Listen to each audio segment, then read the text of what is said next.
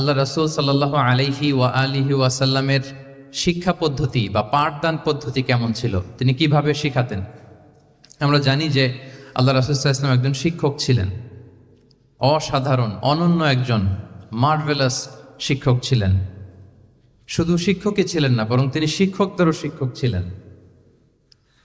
এবং তিনি নিজ হাতে এমন কিছু শিক্ষার্থী তিনি তৈরি করেছিলেন, গড়ে তুলেছিলেন, যারা এই পৃথিবীর ইতিহাসে শ্রেষ্ঠ প্রজন্ম হিসেবে স্বীকৃত।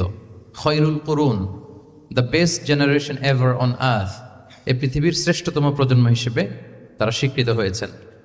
এবং তিনি তার শিক্ষা পদ্ধতির মধ্য দিয়ে গোটা বিশ্বকে সততা শিখিয়েছেন, সভ্যতা শিখিয়েছেন, মানবিকতা শিখিয়েছেন, স্পিরিচুয়ালিটি শিখিয়েছেন, আধ্যাত্মিকতা। তিনি আমাদেরকে শিখিয়েছেন পরিমিতিবোধ, তিনি আমাদেরকে শিখিয়েছেন জীবনবোধ, আমাদের স্রষ্টার সাথে তিনি আমাদেরকে পরিচিত করেছেন, এবং সফলতার সহজ এবং সরল পথ তিনি আমাদেরকে বাতলে দিয়েছেন। তো আজকের এই ডিসকোর্সে বেসিকলি আমরা ওনার লাইফ স্কেলের একটা দিক নিয়ে ফোকাস করব, অর্থাৎ ওনার পাঠদান পদ্ধতি, কিভাবে তিনি সাহাবাদের সাথে ইন্টারেক্ট করতেন, তাদেরকে শিখাতেন, পাঠ দিতেন। শুধুমাত্র কেবলমাত্র এই বিষয়টাতে আমরা ফোকাস করবার চেষ্টা করবো ইনশাআল্লাহ। আমি আমার আলোচনার শুরুতে সূরাতুল বাকারার একটি আয়াত তেলাওয়াত করেছি, 129 নম্বর আয়াত। এই আয়াতটি বেসিকলি আল্লাহ রাসূল সাল্লাল্লাহু আলাইহি ওয়া আলিহি ওয়াসাল্লামের জন্য সাইয়েদনা ইব্রাহিম আলাইহিস সালাম দোয়া করেছিলেন মক্কার ধুধুমরু প্রান্তরে। এখনকার মক্কার মতো না, তখন জনমানব শূন্য মক্কা ছিল, ধুধুমরু প্রান্ত, চারিদিকে কেউ নেই। তো এরকম একটি ব্যারেন ল্যান্ডে সাইয়েদনা ইব্রাহিম আলাইহিস সালাম আল্লাহ তাআলার কাছে একটা দোয়া করেছিলেন। ওই দোয়াটাই আল্লাহ তাআলা সরাসরি কোট করেছেন সূরা বাকারায় 129 নম্বর আয়াতে। এবং সেখানে তিনি বলেছেন, রব্বানা ওয়াবআথ ফীহিম রাসূলাম মিনহুম ইয়াতলু আলাইহিম আয়াতিকা ওয়া ইউআল্লিমুহুমুল কিতাবা ওয়াল হিকমা ওয়া ইউযাক্কিহিম ইন্নাকা আনতাল আজিজুল হাকীম। মানে হে আমাদের রব, এই ভূখণ্ডের মধ্য থেকেই এই জনপদবাসীর জন্য আপনি একজন রাসূল প্রেরণ করুন, যিনি আপনার নিদর্শন সমূহ তাদের সামনে পাঠ করে শোনাবে, যিনি আপনার কিতাব তাদেরকে শিক্ষা দিবে, তাদেরকে পরিশুদ্ধ করবে, তাদেরকে প্রজ্ঞা শিখাবে, পরিশুদ্ধ করবে, এবং নিশ্চয় আপনি পরাক্রমশালী, নিশ্চয় আপনি প্রজ্ঞাময়। এই দোয়াটি ছিল সাইয়েদনা ইব্রাহিম আলাইহিস সালামের। এবং রাসূল সাল্লাল্লাহু আলাইহি ওয়াসাল্লাম আগমনের প্রায় 2500 বছর আগে ইব্রাহিম আলাইহিস সালাম এই দোয়াটি করেছিলেন। 2500 বছর আগে, যখন কেউ ছিল না মক্কায়। মক্কা ওয়াজ এ টোটালি ব্যারন ল্যান্ড, কোনো গাছপালা ছিল না, কিছু ছিল না। সেই দোয়া আল্লাহ তাআলা কবুল করেছিলেন। এবং এই দোয়ায় বেসিকলি তিনি আখিরি নবীর জন্য 4টা ফিচার কামনা করেছেন, যে আল্লাহ এই 4টা ফিচার দিয়ে আপনি নবী পাঠাবেন। এর মধ্যে একটা ছিল ওয়া ইউআল্লিমুহুমুল কিতাব, যে এমন নবী যেন হয় তিনি এই জনপদের লোকদেরকে কিতাব শিখাবে। কি শিখাবে? কিতাব। ওয়া ইউআল্লিমুহুমুল কিতাব। তার মানে রাসূল সাল্লাল্লাহু আলাইহি ওয়াসাল্লাম তিনি যে শিক্ষক হয়ে আসবেন, তিনি যে আল্লাহর কিতাব পৃথিবীবাসীকে শোনাবেন, তেলাওয়াত করে শোনাবেন, শেখাবেন, এই দোয়া রাসূল সাল্লাল্লাহু আলাইহি ওয়াসাল্লাম আগমনের 2500 বছর আগে সাইয়েদনা ইব্রাহিম আলাইহিস সালাম করেছিলেন। এবং রাসূল সাল্লাল্লাহু আলাইহি ওয়াসাল্লাম নিজেও বিভিন্ন হাদিসে ঘোষণা করেছেন যে আমি শিক্ষক হিসেবে প্রেরিত হয়েছি। ওয়া ইন্নামা বুইসতু মুআল্লিমান, আমি এই পৃথিবীতে শিক্ষক হিসেবে এসেছি। রাসূল সাল্লাল্লাহু আলাইহি ওয়াসাল্লাম 2টা গ্রুপ দেখলেন মসজিদে। এক গ্রুপ তারা জিকির আজকার করে, আরেক গ্রুপ তারা রিসার্চ করে, গবেষণা করে। রাসূল সাল্লাল্লাহু আলাইহি ওয়াসাল্লাম বললেন 2 দলই ভালো কাজ করতেছে, কিন্তু রাসূল সাল্লাল্লাহু আলাইহি ওয়াসাল্লাম যারা গবেষণা করতেছে, পড়াশোনা করতেছে, ফিকহ নিয়ে আলোচনা করতেছে, তাদের সাথে যেয়ে বসে গেলেন। আর তিনি বললেন ওয়া ইন্নামা বুইসতু মুআল্লিমান, আমি এই গ্রুপকে প্রায়োরিটি দিয়েছি কারণ আমি নিজেই শিক্ষক হিসেবে প্রেরিত হয়েছি। তারা অজ্ঞদেরকে শিক্ষা দিচ্ছে, জাহেলদেরকে, যারা কিছু জানে না, জ্ঞানের ছোঁয়া যাদের মধ্যে লাগেনি, এই গ্রুপ তাদেরকে এনলাইটেন করছে, আলোকিত করছে। ফলে আমি তাদেরকে প্রায়োরিটি দিলাম, তাদের সাথে বসে গেলাম। ওয়া ইন্নামা বুইসতু মুআল্লিমান, কারণ আমি পৃথিবীতে শিক্ষক হিসেবে প্রেরিত হয়েছি। তাহলে ইব্রাহিম আলাইহিস সালামের দোয়ার ফসল তিনি, হি কেম এজ এ টিচার, কারণ ইব্রাহিম আলাইহিস সালাম দোয়া করেছিলেন আল্লাহ এমন নবী পাঠাবেন যিনি ইউআল্লিমুহুমুল কিতাব, এই জনপদের লোকদেরকে কিতাব শিখাবে। এবং রাসূল সাল্লাল্লাহু আলাইহি ওয়াসাল্লাম নিজেও বলেছেন আমি শিক্ষক হিসেবে প্রেরিত হয়েছি। এবং জ্ঞানার্জনকে রাসূল সাল্লাল্লাহু আলাইহি ওয়াসাল্লাম বাধ্যতামূলক করেছেন, ম্যান্ডেটরি ফর অল। এবং জ্ঞান যে সবাই অর্জন করবে এটা তিনি বলেছেন, এটা সবার জন্য অবধারিত, শিক্ষার জন্য, এটা মানুষের মৌলিক অধিকার। তিনি বলেছেন তলাবুল ইলমি ফারিদাতুন আলা কুল্লি মুসলিম, পৃথিবীর প্রতিটি মুসলমানের জন্য জ্ঞান অর্জন এটা ফারিদা, আবশ্যক, ম্যান্ডেটরি, এটা অপশনাল না, এটা কম্পালসারি। এবং নারী পুরুষ নির্বিশেষে সবার জন্য, এমন না যে শুধু পুরুষদের জন্য। রাসূল সাল্লাল্লাহু আলাইহি ওয়াসাল্লাম বলেছেন আলা কুল্লি মুসলিম, প্রতিটি মুসলিমের জন্য জ্ঞানার্জন এটা আবশ্যক। আলহামদুলিল্লাহ আমাদের অনেক বোনেরাও আজকের হল রুমে এসছে এবং রাসূল সাল্লাল্লাহু আলাইহি ওয়াসাল্লাম একটা স্পেশাল ডে নির্ধারণ করেছিলেন, a special day for teaching women. মদিনার নারীদেরকে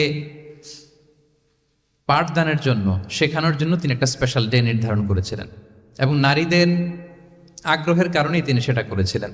তারা একবার এসে রাসূল সাল্লাল্লাহু আলাইহি ওয়াসাল্লামকে বললেন যে গলাবানা আলাইকা রিজাল ফাজআলনা ইয়াওমান মিন নাফসিক, হে নবী আমাদের মনে হচ্ছে পুরুষরা বেশি প্রায়োরিটি পেয়ে যায়, আপনি আমাদের জন্য স্পেশাল একটা ডে নির্ধারণ করেন, একটা দিন যেদিন এসে আমরা আপনার কাছ থেকে অনেক কিছু শিখবো, জানবো।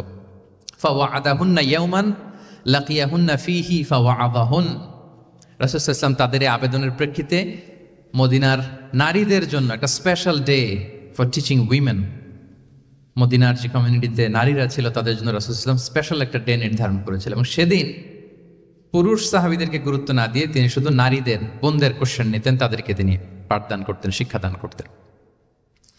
এবং জ্ঞানার্জনকে, জ্ঞানের আলোকে ছড়িয়ে দেওয়াটা, এটা ছিল রাসূল সাল্লাল্লাহু আলাইহি ওয়াসাল্লামের মূলত মিশন।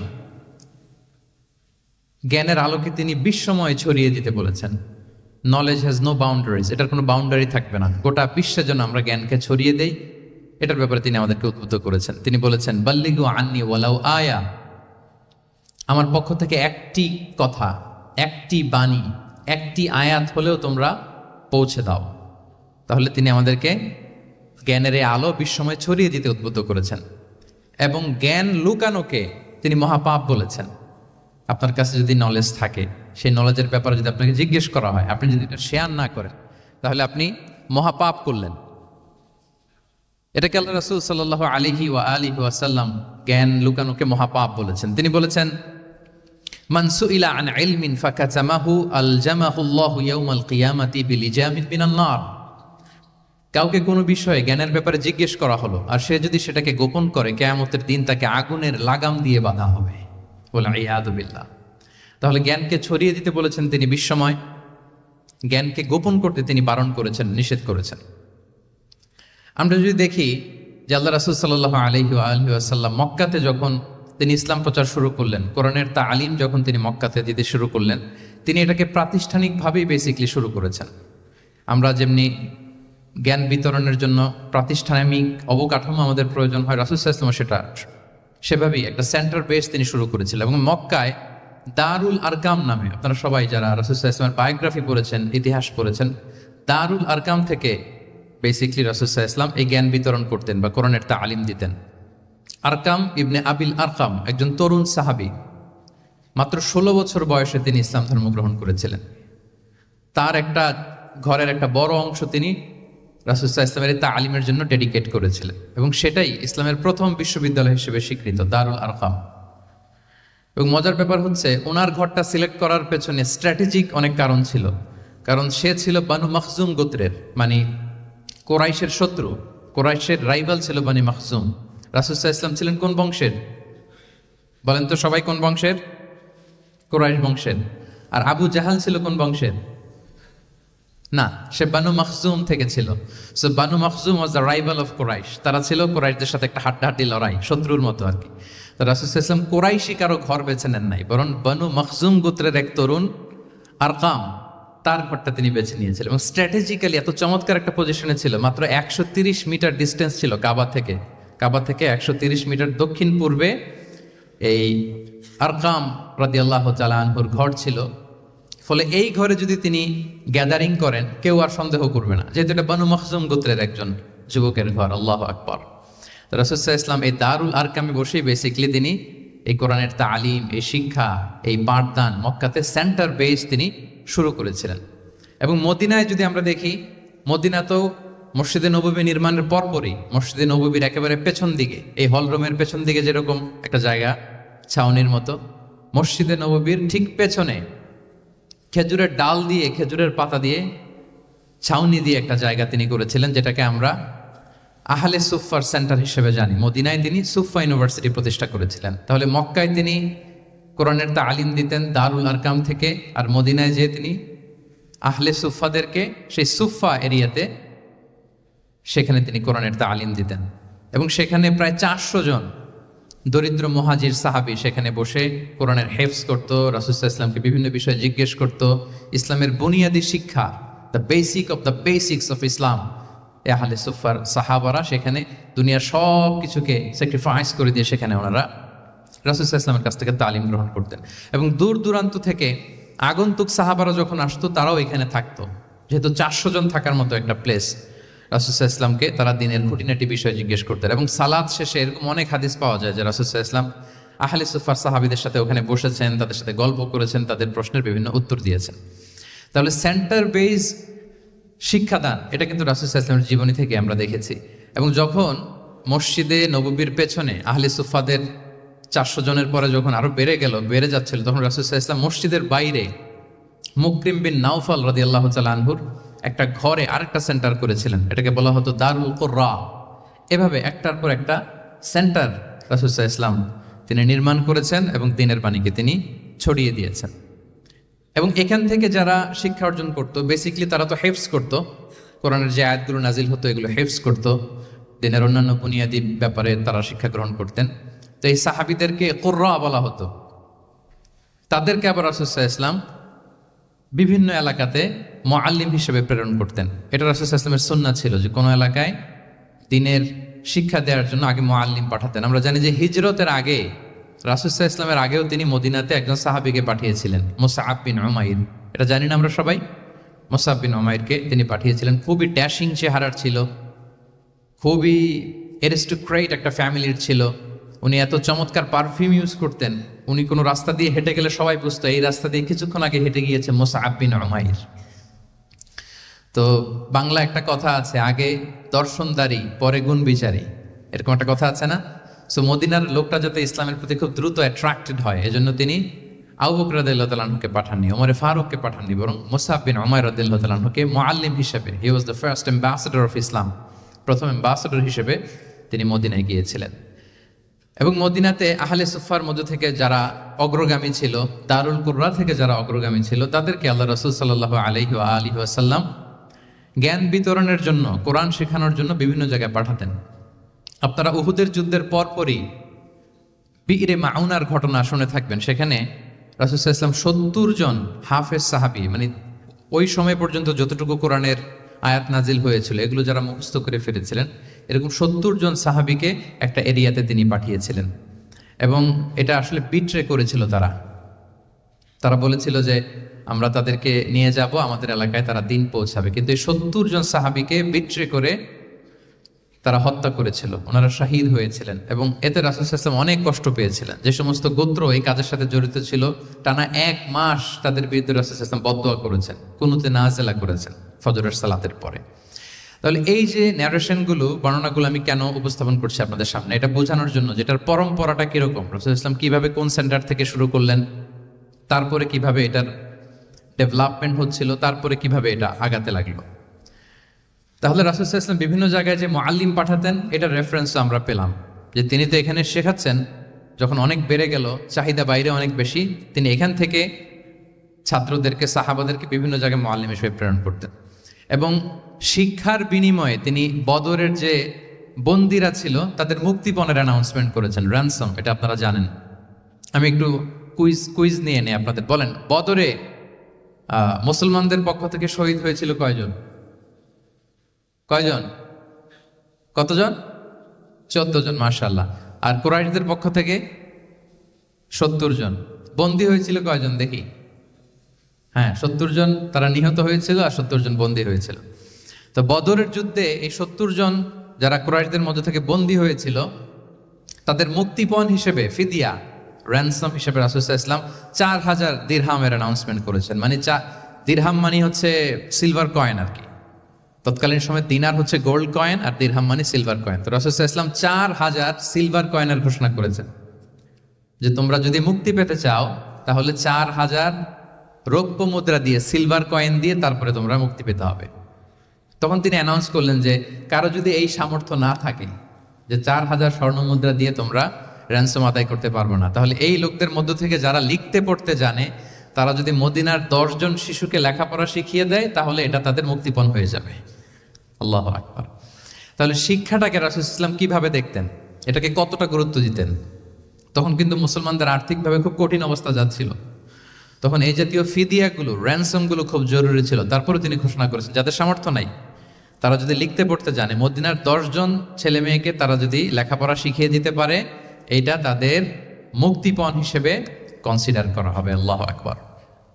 তাহলে সম্মানিত শুধু আমরা সেই ইব্রাহিম আলাইহিস সালাতু ওয়াস সালামের দোয়া থেকে শুরু করে বদরের যুদ্ধ পর্যন্ত চলে আসলাম যে রাসূল সাল্লাল্লাহু আলাইহি ওয়াসাল্লাম শিক্ষাটাকে, এডুকেশনকে এবং শিক্ষার বাণীকে বিশ্বময় ছড়িয়ে দিতে তিনি কিরকম পদক্ষেপ নিয়েছেন, ওভারঅল একটা আমরা আইডিয়া পেয়েছি। এটা ছিল আমার ইন্ট্রোডাক্টরি ডিসকাশন। এখন আমি মূল আলোচনায় চলে যাই যে রাসূল সাল্লাল্লাহু আলাইহি ওয়াসাল্লাম সাহাবাদেরকে যে তিনি শেখাতেন, ওনার পাঠদান পদ্ধতি কেমন ছিল।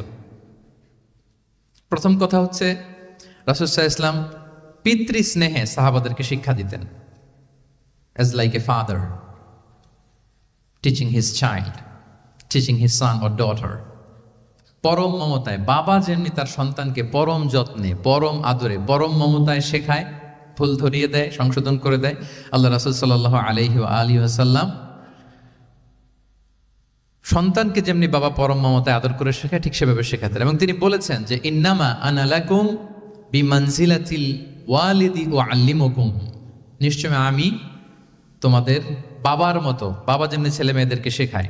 এবং এই হাদিসে এসছে যে রাসূল সাল্লাল্লাহু আলাইহি ওয়াসাল্লাম তাদেরকে শিখিয়েছেন সাহাবাদেরকে যে ওয়াশরুমে গেলে কিভাবে ক্লিন হইতে হবে, টু দ্য ডাইরেকশন অফ কেবলা বসা যাবে না, কেবলাকে পেছনে রেখে বসা যাবে না, এমনকি ঢিলাগুলো ইউজ করতে হইলে ডান হাতে ইউজ করা যাবে না, বা হাতে।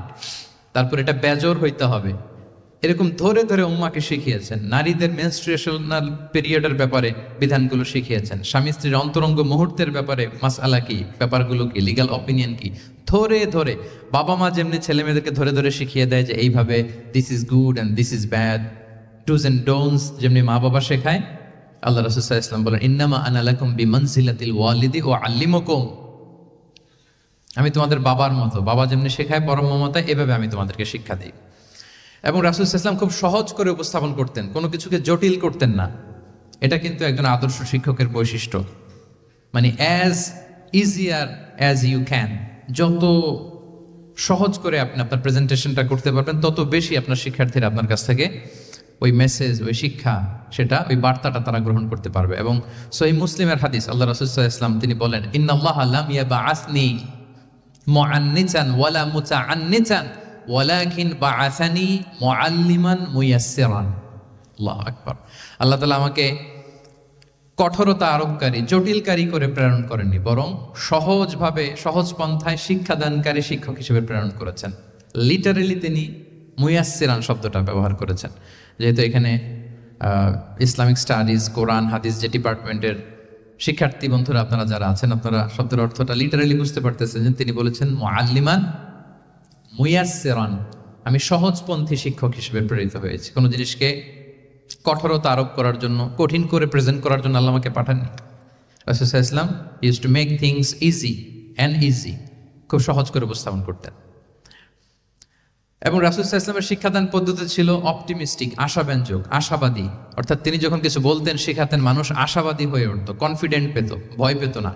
আমরা অনেক সময় মানুষকে খুব ভয় দেখাই। রাসূল সাল্লাল্লাহু আলাইহি ওয়াসাল্লাম কাউকে যখন কোনো দায়িত্ব দিয়ে কোথাও প্রেরণ করতেন, ওনার বিখ্যাত হাদিস, তিনি বলতেন ইয়াসসিরু ওয়ালা তুআসসিরু বাশশিরু ওয়ালা তুনাফিরু, সহজ করো, কঠিন করো না, সুসংবাদ দাও, দিন থেকে মানুষকে ভাগিয়ে দিও না। মানে আমাদের প্রেজেন্টেশন যেন এমন না হয় যে আমাদের কথা শুনে মানুষ ভাগে, কাছে কাছে আসে না, বরং এমনভাবে প্রেজেন্টেশন করো যাতে মানুষ কাছে আসে, কমফোর্ট ফিল করে, ওইটাকে রিসিভ করে এবং জীবনের সাথে সে অ্যাডজাস্ট করতে পারে। এবং তিনি যখন বুঝাতেন, সাহাবাদেরকে যখন কোনো জিনিস বুঝাতেন, খুব ধীরস্থিরভাবে কথা বলতেন। কখনো কথা বলার ক্ষেত্রে রাশিং করতেন না, তাড়াহুড়ো করতেন না, নেভার এভার। এবং অনেক সাহাবারা খুব দ্রুত হাদিস বর্ণনা করলে আম্মা জান আয়েশা রাদিয়াল্লাহু তাআলা আনহা এটা অপছন্দ করতেন। বিশেষ করে আবু হুরায়রা রাদিয়াল্লাহু তাআলা আনহুর ব্যাপারে তিনি অবজেকশন দিয়েছিলেন যে তুমি যেভাবে বলো, নবী সাল্লাল্লাহু আলাইহি ওয়াসাল্লাম কিন্তু এত দ্রুত বলতেন না, তুমি যেমনি গড়গড় করে বর্ণনা করো, আল্লাহ রাসূল সাল্লাল্লাহু আলাইহি ওয়াসাল্লাম এত দ্রুত বর্ণনা করতেন না। লাম ইয়াকুন ইয়াসরুদুল হাদিসা কাসারদিকুম কানা ইউহাদ্দিসু হাদিসান লাউ আদ্দাহুল আদুলা আহসাহু।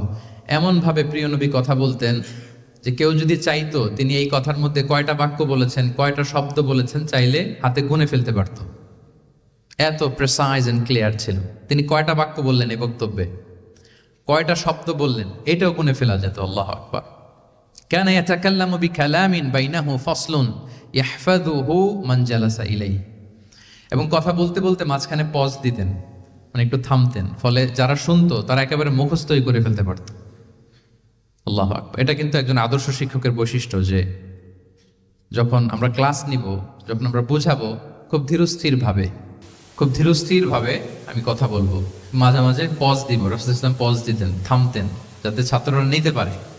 আচ্ছা, শিক্ষা দেওয়ার ক্ষেত্রে দুইটা ধরন ছিল রাসূল ইসলামের। ওয়ান অন ওয়ান মিটিং, একজন সাহাবীকে টার্গেট করে তাকে কিছু শেখাচ্ছেন, জানাচ্ছেন বা বলছেন। আবার কখনো একজন না, একাধিক সাহাবী বা অনেক সাহাবীদেরকে, অনেক মানুষকে তিনি অ্যাড্রেস করছেন। তাহলে এই দুইভাবে তিনি অ্যাড্রেস করতেন। এক নম্বর হচ্ছে প্রাইভেট লার্নিং সেশন, আর একটা হচ্ছে পাবলিক লার্নিং সেশন। দুইটাই রাসূল ইসলামের সিরা যদি আপনি স্ক্যানিং করেন আপনি পাবেন। প্রাইভেটলি এরকম অনেক হাদিস পাওয়া যায় যে হাদিসগুলোতে দেখা যায় যে রাসূল ইসলাম ওয়ান অন ওয়ান মিটিং করেছেন, শুধু একজনকে কিছু শেখাচ্ছেন। এটা স্পেশালি হতো যখন তিনি কারোর সাথে রাইড শেয়ার করতেন। রাইট অর্থাৎ তিনি উটে ছিলেন, উটের পেছনে আরেকজন সাহাবী বসা, তিনি গাধার উপরে বসা, পেছনে আরেক সাহাবী বসা, তিনি খচ্চরের উপর বসা, আরেক সাহাবী বসা। যখন তিনি রাইড শেয়ার করতেন, এরকম ভুরি ভুরি হাদিস আপনারা পাবেন যে মুআয ইবনে জাবাল বলতেছে যে কুনতু রদিফা রাসূলিল্লাহ, কুনতু খালফা রাসূলিল্লাহ। আমরা একবার আল্লাহ রাসূল সাল্লাল্লাহু আলাইহি ওয়াসাল্লামের সাথে আমি একবার উটের পেছনে বসা ছিলাম। আব্দুল ইবনে আব্বাস বলতেছেন আমি উটের পেছনে বসা ছিলাম। ফদল ইবনে আব্বাস বলতেছেন আমি একবার একটা খচ্চরের পেছনে বসা ছিলাম। when he was sharing his riding যখন শেয়ার করতেন, ওই মুহূর্তগুলোতে এমন চমৎকার চমৎকার কিছু বার্তা রাসূল সাল্লাল্লাহু আলাইহি ওয়াসাল্লাম ওই সাহাবীদেরকে দিয়েছেন যেগুলো আমরা হাদিস গ্রন্থগুলোতে পড়ে অবাক হয়ে যাই। তাহলে এক নাম্বার হচ্ছে private learning session, one on one meeting, যেটা one to one conversation, very interactive. এটা অন্য কেউ নাই, একজন সাহাবীকে কিছু বলছেন, একজনের সাথে বসা। আচ্ছা, এরকম একটা ছোট্ট হাদিস যদি শেয়ার করি, আব্দুল্লাহ ইবনে আব্বাস রাদিয়াল্লাহু তাআলা আনহু উনি বলেন কুনতু খালফা রাসূলিল্লাহি সাল্লাল্লাহু আলাইহি ওয়াসাল্লাম ইয়াওমান। একদিন আমি, এই যে দেখেন বর্ণনা ভঙ্গি কেমন, একদিন আমি রাসূল সাল্লাল্লাহু আলাইহি ওয়াসাল্লামের পেছনে বসা, মানে কোন একটা ওটের উপর বা গাধার উপরে বসা। ফাকালা, তিনি বললেন ইয়া গুলাম, হে কিশোর। রাসূল সাল্লাল্লাহু আলাইহি ওয়াসাল্লামের শব্দ চয়নগুলো অসাধারণ। আমরা অনেক হাদিস আজকে শেয়ার করার চেষ্টা করব, আপনি বাক্য চয়ন, শব্দ চয়ন শুনলে অবাক হবেন। ইয়া গুলাম, হে কিশোর, ইন্নী উআল্লিমুকা কালিমাতিন, আমি তোমাকে চমৎকার কিছু কথা শিখিয়ে দিচ্ছি, শোনো। তখন কিন্তু কেউ নাই। এই হাদিস উনি বর্ণনা না করলে আমরা জানতে পারতাম না, কারণ ওনারা এক ওটের উপরে বা ঘোড়ার উপরে ছিলেন। পরে যখন আব্দুল ইবনে আব্বাস এটা ন্যারেট করলেন তখন আমরা জানতে পেরেছি। তো এটা ছিল প্রাইভেট লার্নিং সেশন, শুধু ওনার সাথে। তোমাকে কিছু কথা শিখিয়ে দেই। ইহফাদিল্লাহ ইয়াহফাযকা, ইহফাদিল্লাহ তাজিদহু তুজাহাক। এটা অনেকের মুখস্থ আছে না, বিখ্যাত হাদিস আল আরবাউন আন-নববিয়ার ভেতরেও আছে। তুমি আল্লাহর বিধানগুলোকে সংরক্ষণ করো, রক্ষণাবেক্ষণ করো, টেক কেয়ার করো, আল্লাহ তোমার টেক কেয়ার করবেন। তুমি আল্লাহর বিধান টেক কেয়ার করো, আল্লাহ তোমার পাশে থাকবেন। ইদা সাআলতা ফাসআলিল্লাহ, হে আব্দুল্লাহ, যখন চাইবে আল্লাহর কাছে চাইবে, যখন ফরিয়াদের হাত তুলবে কেবলমাত্র আল্লাহর কাছেই তুলবে। ওয়া ইদা ইসতাআনতা ফাসতাঈন বিল্লাহ, যখন সাহায্য চাইবে কেবল আল্লাহর কাছেই সাহায্য চেয়েও। ওয়া আলাম আন্নাল উম্মাতা লাউ ইজতামাআত আলা আন ইয়ানফাউকা বিশাইইন লাম ইয়ানফাউকা ইল্লা বিশাইইন ক্বাদ কাতাবাহুল্লাহু লাক। গোটা বিশ্বের সবাই মিলে যদি তোমার কোনো উপকার করতে চায় তাহলে ততটুকুই করতে পারবে যতটুকু আল্লাহ তোমার ভাগ্যে রেখেছে। আল্লাহ যতটুকু উপকার তোমার ভাগ্যে রেখেছে অতটুকুই হবে। ওয়া ইন ইজতামাউ আলা আন ইয়াদুররুকা বিশাইইন লাম ইয়াদুররুকা ইল্লা বিশাইইন ক্বাদ কাতাবাহুল্লাহু আলাইক। গোটা বিশ্বের সবাই মিলে যদি তোমার ক্ষতি করতে চায় ঠিক ততটুকুই করতে পারবে যতটুকু তোমার নসিবে আছে, এর চেয়ে 1 ইঞ্চিও বেশি ক্ষতি করতে পারবে না। রুফিআতিল আকলাম ওয়া জাফফাতিস সুহুফ, কলম উঠিয়ে নেওয়া হয়েছে আর যা লেখা হয়েছিল সব শুকিয়ে গিয়েছে। কারণ প্রথম আল্লাহ সৃষ্টি করেছেন কি? কলম। কলমকে আল্লাহ বলেছেন লিখো। আল্লাহ কি লিখবো? উকতুব মাকাদির আল খালক, মহাবিশ্বের যারা আসবে সবার কি হবে না হবে সব লিখো, তো লিখে ফেলছে, এখন যা হবার তাই হবে। তাহলে দেখেন আকীদা সংক্রান্ত, ইসলামের বুনিয়াদী বিশ্বাস সংক্রান্ত চমৎকার কিছু লার্নিং, কিছু লেসন আল্লাহ রাসূল সাল্লাল্লাহু আলাইহি ওয়াসাল্লাম আব্দুল্লাহ ইবনে আব্বাসকে দিয়েছেন, এবং এটা ছিল 1-on-1 meeting, private learning session. আর কেউ ছিল না তখন। আব্দুল্লাহ ইবনে আব্বাস এটা শুনেছেন এবং আমাদের কাছে বর্ণনা করেছেন। আচ্ছা, এটা গেল একটা। আরেকটা কি বলেছিলাম? একটা তো প্রাইভেট লার্নিং সেশন, আরেকটা পাবলিক। বলেন আমার সাথে, মেক এ নয়েজ। আরেকটা কি? Public learning session. ওইটা একা একা না, হয়তো অনেক সাহাবী একসাথে আছে, তাদেরকে কিছু বলছেন বা শেখাচ্ছেন, অথবা হিউজ কংগ্রিগেশন, অনেক বড় গ্যাদারিং। লেটস সে মসজিদে নববীতে তিনি যে খুতবাগুলো দিয়েছেন, প্রায় 10 বছর তো তিনি খতিব ছিলেন, এই যতগুলো খুতবা দিয়েছেন এটা অফকোর্স কি পাবলিক লার্নিং সেশন। বিভিন্ন প্রেক্ষাপটে জনপরিসরে দেয়া রাসূল সাল্লাল্লাহু আলাইহি ওয়াসাল্লামের যে শিক্ষামূলক বক্তব্যগুলো, এগুলো পাবলিক লার্নিং সেশন। বিদায় হজের ভাষণ বিশাল এক কংগ্রিগেশনের সামনে তিনি অ্যাড্রেস করেছিলেন, ওইটা কি ছিল? Public learning session. তাহলে সেখানের পদ্ধতিটা বেসিকলি দুই ধরনের। একটা ছিল, বলেন আমার সাথে, একটা ছিল প্রাইভেট লার্নিং সেশন আর একটা পাবলিক লার্নিং সেশন। আচ্ছা, এই তো, লেটস মুভ অন। এবার আমরা চলে যাব যে তিনি যেসব শিখন পদ্ধতি অবলম্বন করতেন, শেখানোর ক্ষেত্রে কি কি মিনস, কি কি ওয়ে তিনি অবলম্বন করতেন, সেগুলো আমরা শেয়ার করি। অনেকগুলো মিনস তিনি ইউজ করতেন, অনেকভাবে তিনি পাঠদান করতেন, সাহাবাদেরকে শিক্ষা দিতেন। এর মধ্যে অন্যতম একটা মাধ্যম হচ্ছে তিনি সাহাবাদেরকে কোশ্চেন করতেন, কোশ্চেন করে সঠিক উত্তর পেলে তিনি উৎসাহ দিতেন খুব। মনে রাখতে হবে রাসূল সাল্লাল্লাহু আলাইহি ওয়াসাল্লামের শিক্ষাটা বেসিকলি ছিল Q&A বেসড। সামনে আমরা ইন ডেপথ যখন আরো ঢুকবো, basically oral based, oral session ছিল, মুখে মুখে। কারণ আমাদের মতো তো এত কাগজ কলম ছিল না। এখন যেমনি আপনাদেরকে হোমওয়ার্ক দেয়, অ্যাসাইনমেন্ট দেয়, এগুলো ছিল নাকি তখন? রাসূল সাল্লাল্লাহু আলাইহি ওয়াসাল্লামের সময় অ্যাসাইনমেন্ট দেওয়ার রীতি ছিল? বলেন, আপনাদের অ্যাসাইনমেন্ট দেয় স্যাররা? হ্যাঁ, সবাইকে দেয়? ভাল লাগে অ্যাসাইনমেন্ট করতে?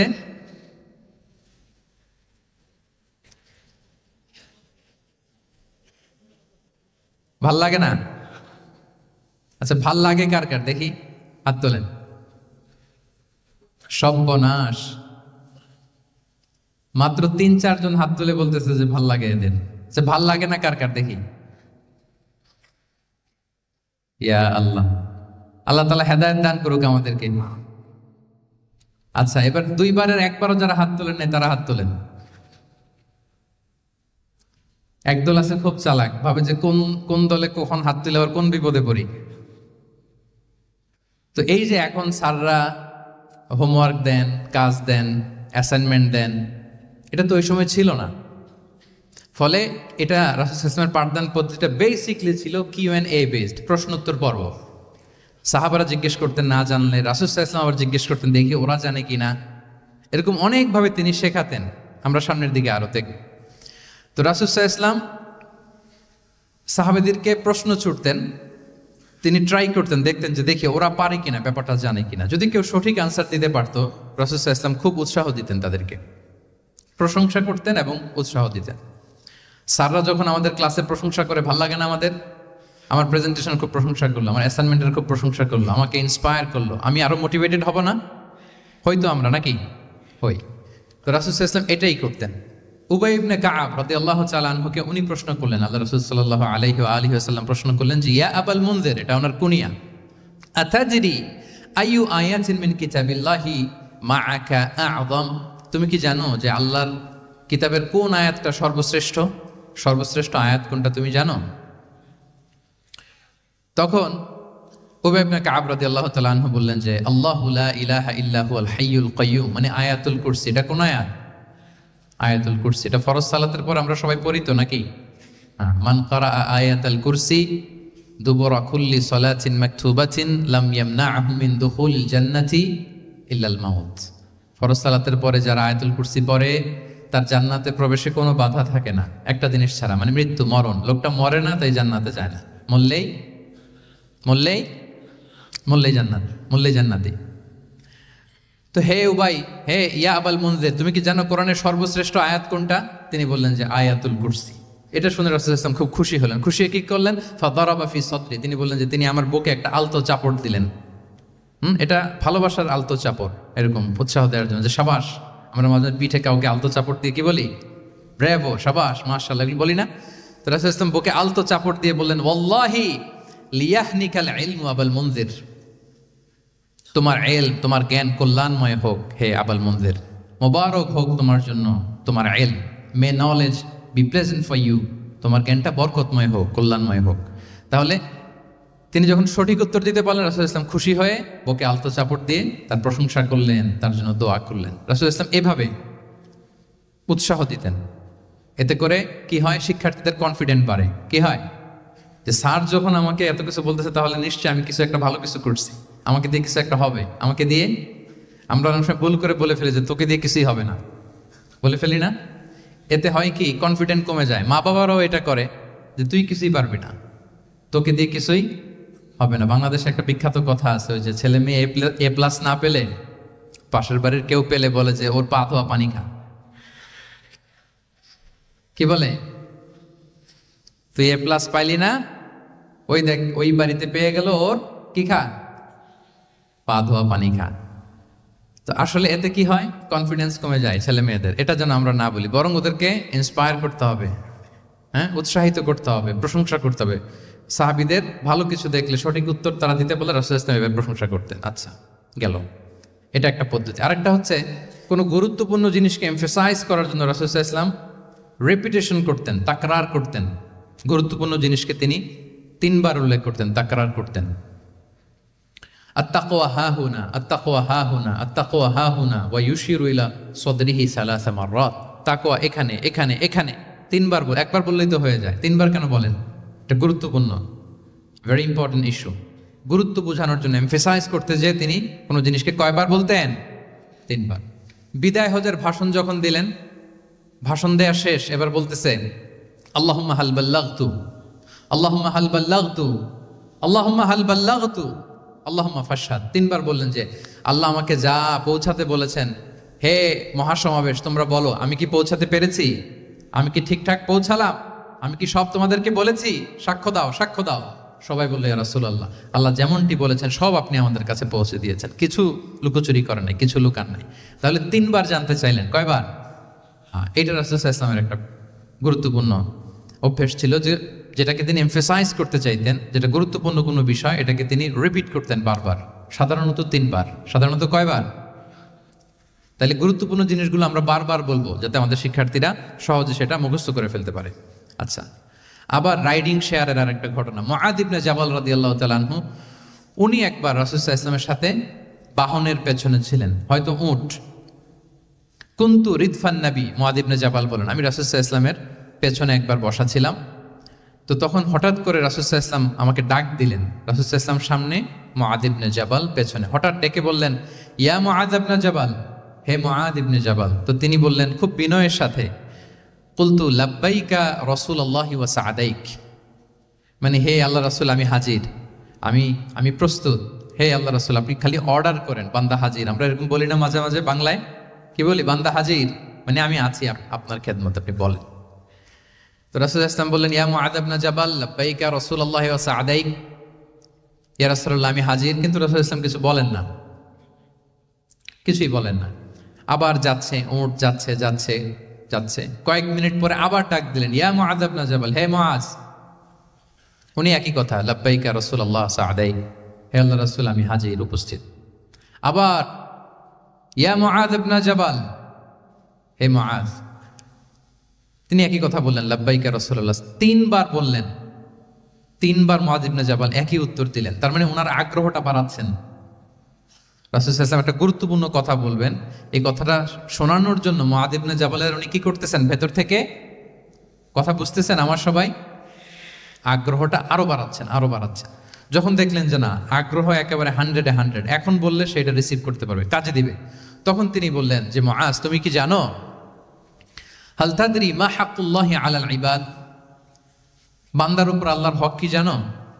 তিনি বললেন আল্লাহু ওয়া রাসূলুহু আ'লাম, আল্লাহ আল্লাহ রাসূল ভালো জানে। সাহাবাদের একটা বৈশিষ্ট্য ছিল, they are very down to earth, মানে আউট অফ হাম্বলনেস তারা বলতেন আল্লাহ আল্লাহ রাসূল ভালো জানে।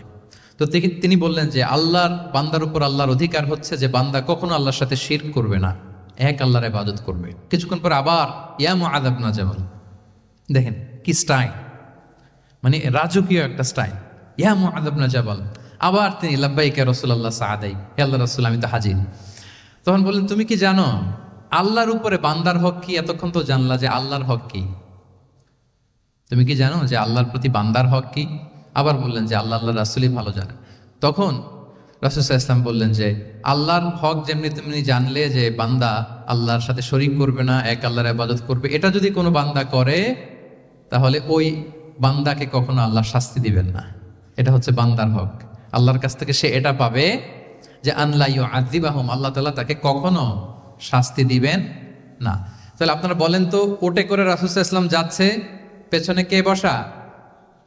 হুট করে বলল মুআজ একটা কথা শোনো, আল্লাহর হক হচ্ছে বান্দা আল্লাহর ইবাদত করবে, আর বান্দার হক হচ্ছে এটা করলে সে শাস্তি পাবে না। কথাটা যদি এমনি বলে দিত তাইলে কি এত এটা গুরুত্ব পাইতো?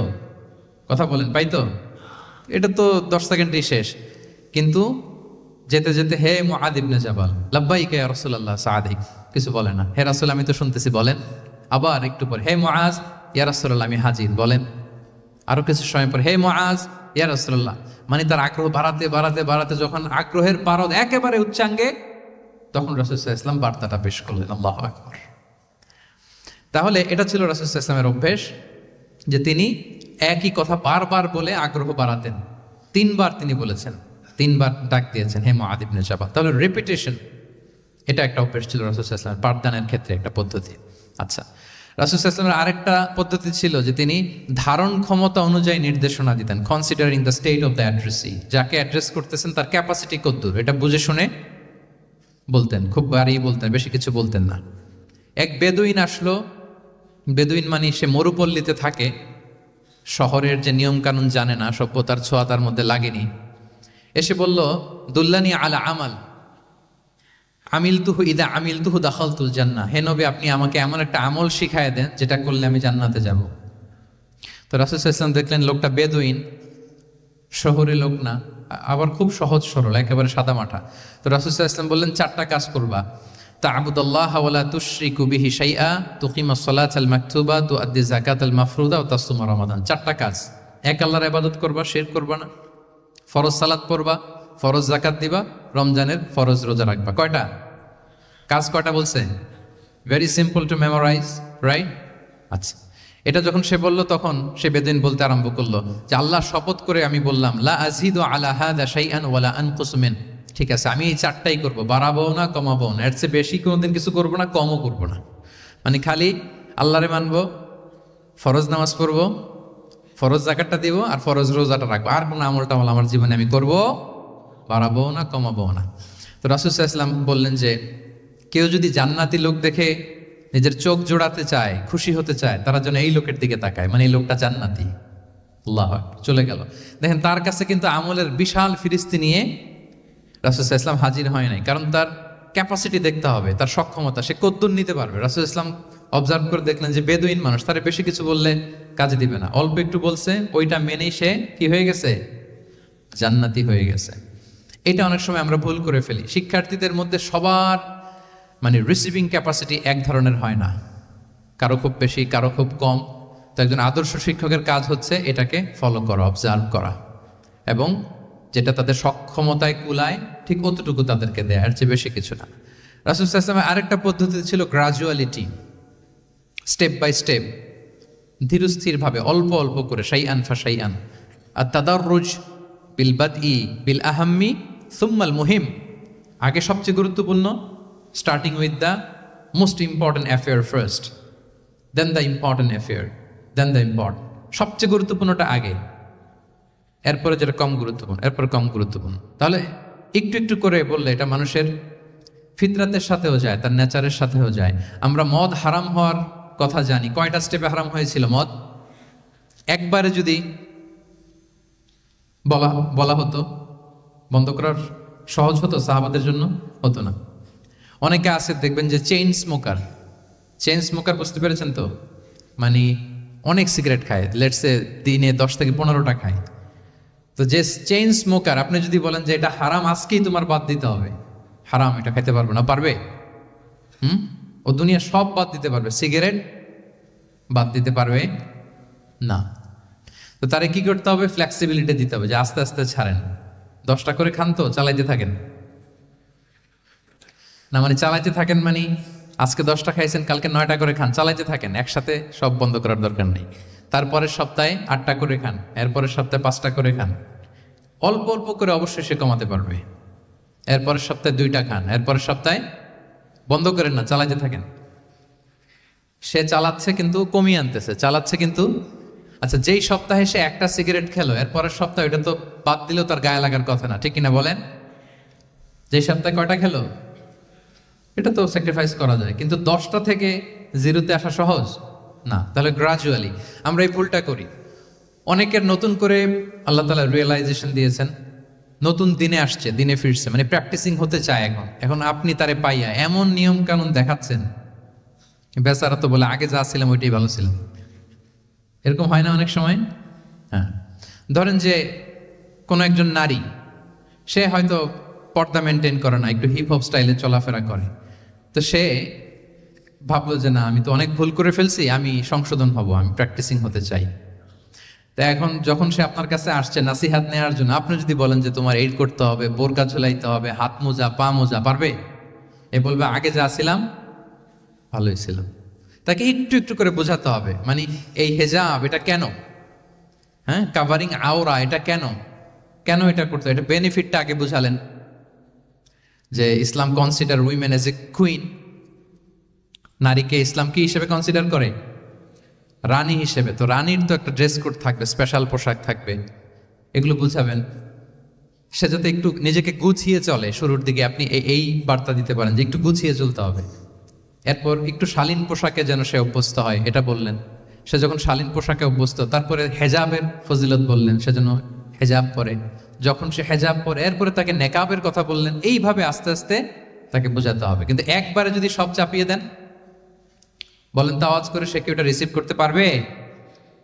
কারণ এই যে গ্রাজুয়ালিটি আর তাদাররুজ, এই সিস্টেমটা আপনি ভায়োলেট করেছেন, করেন নাই।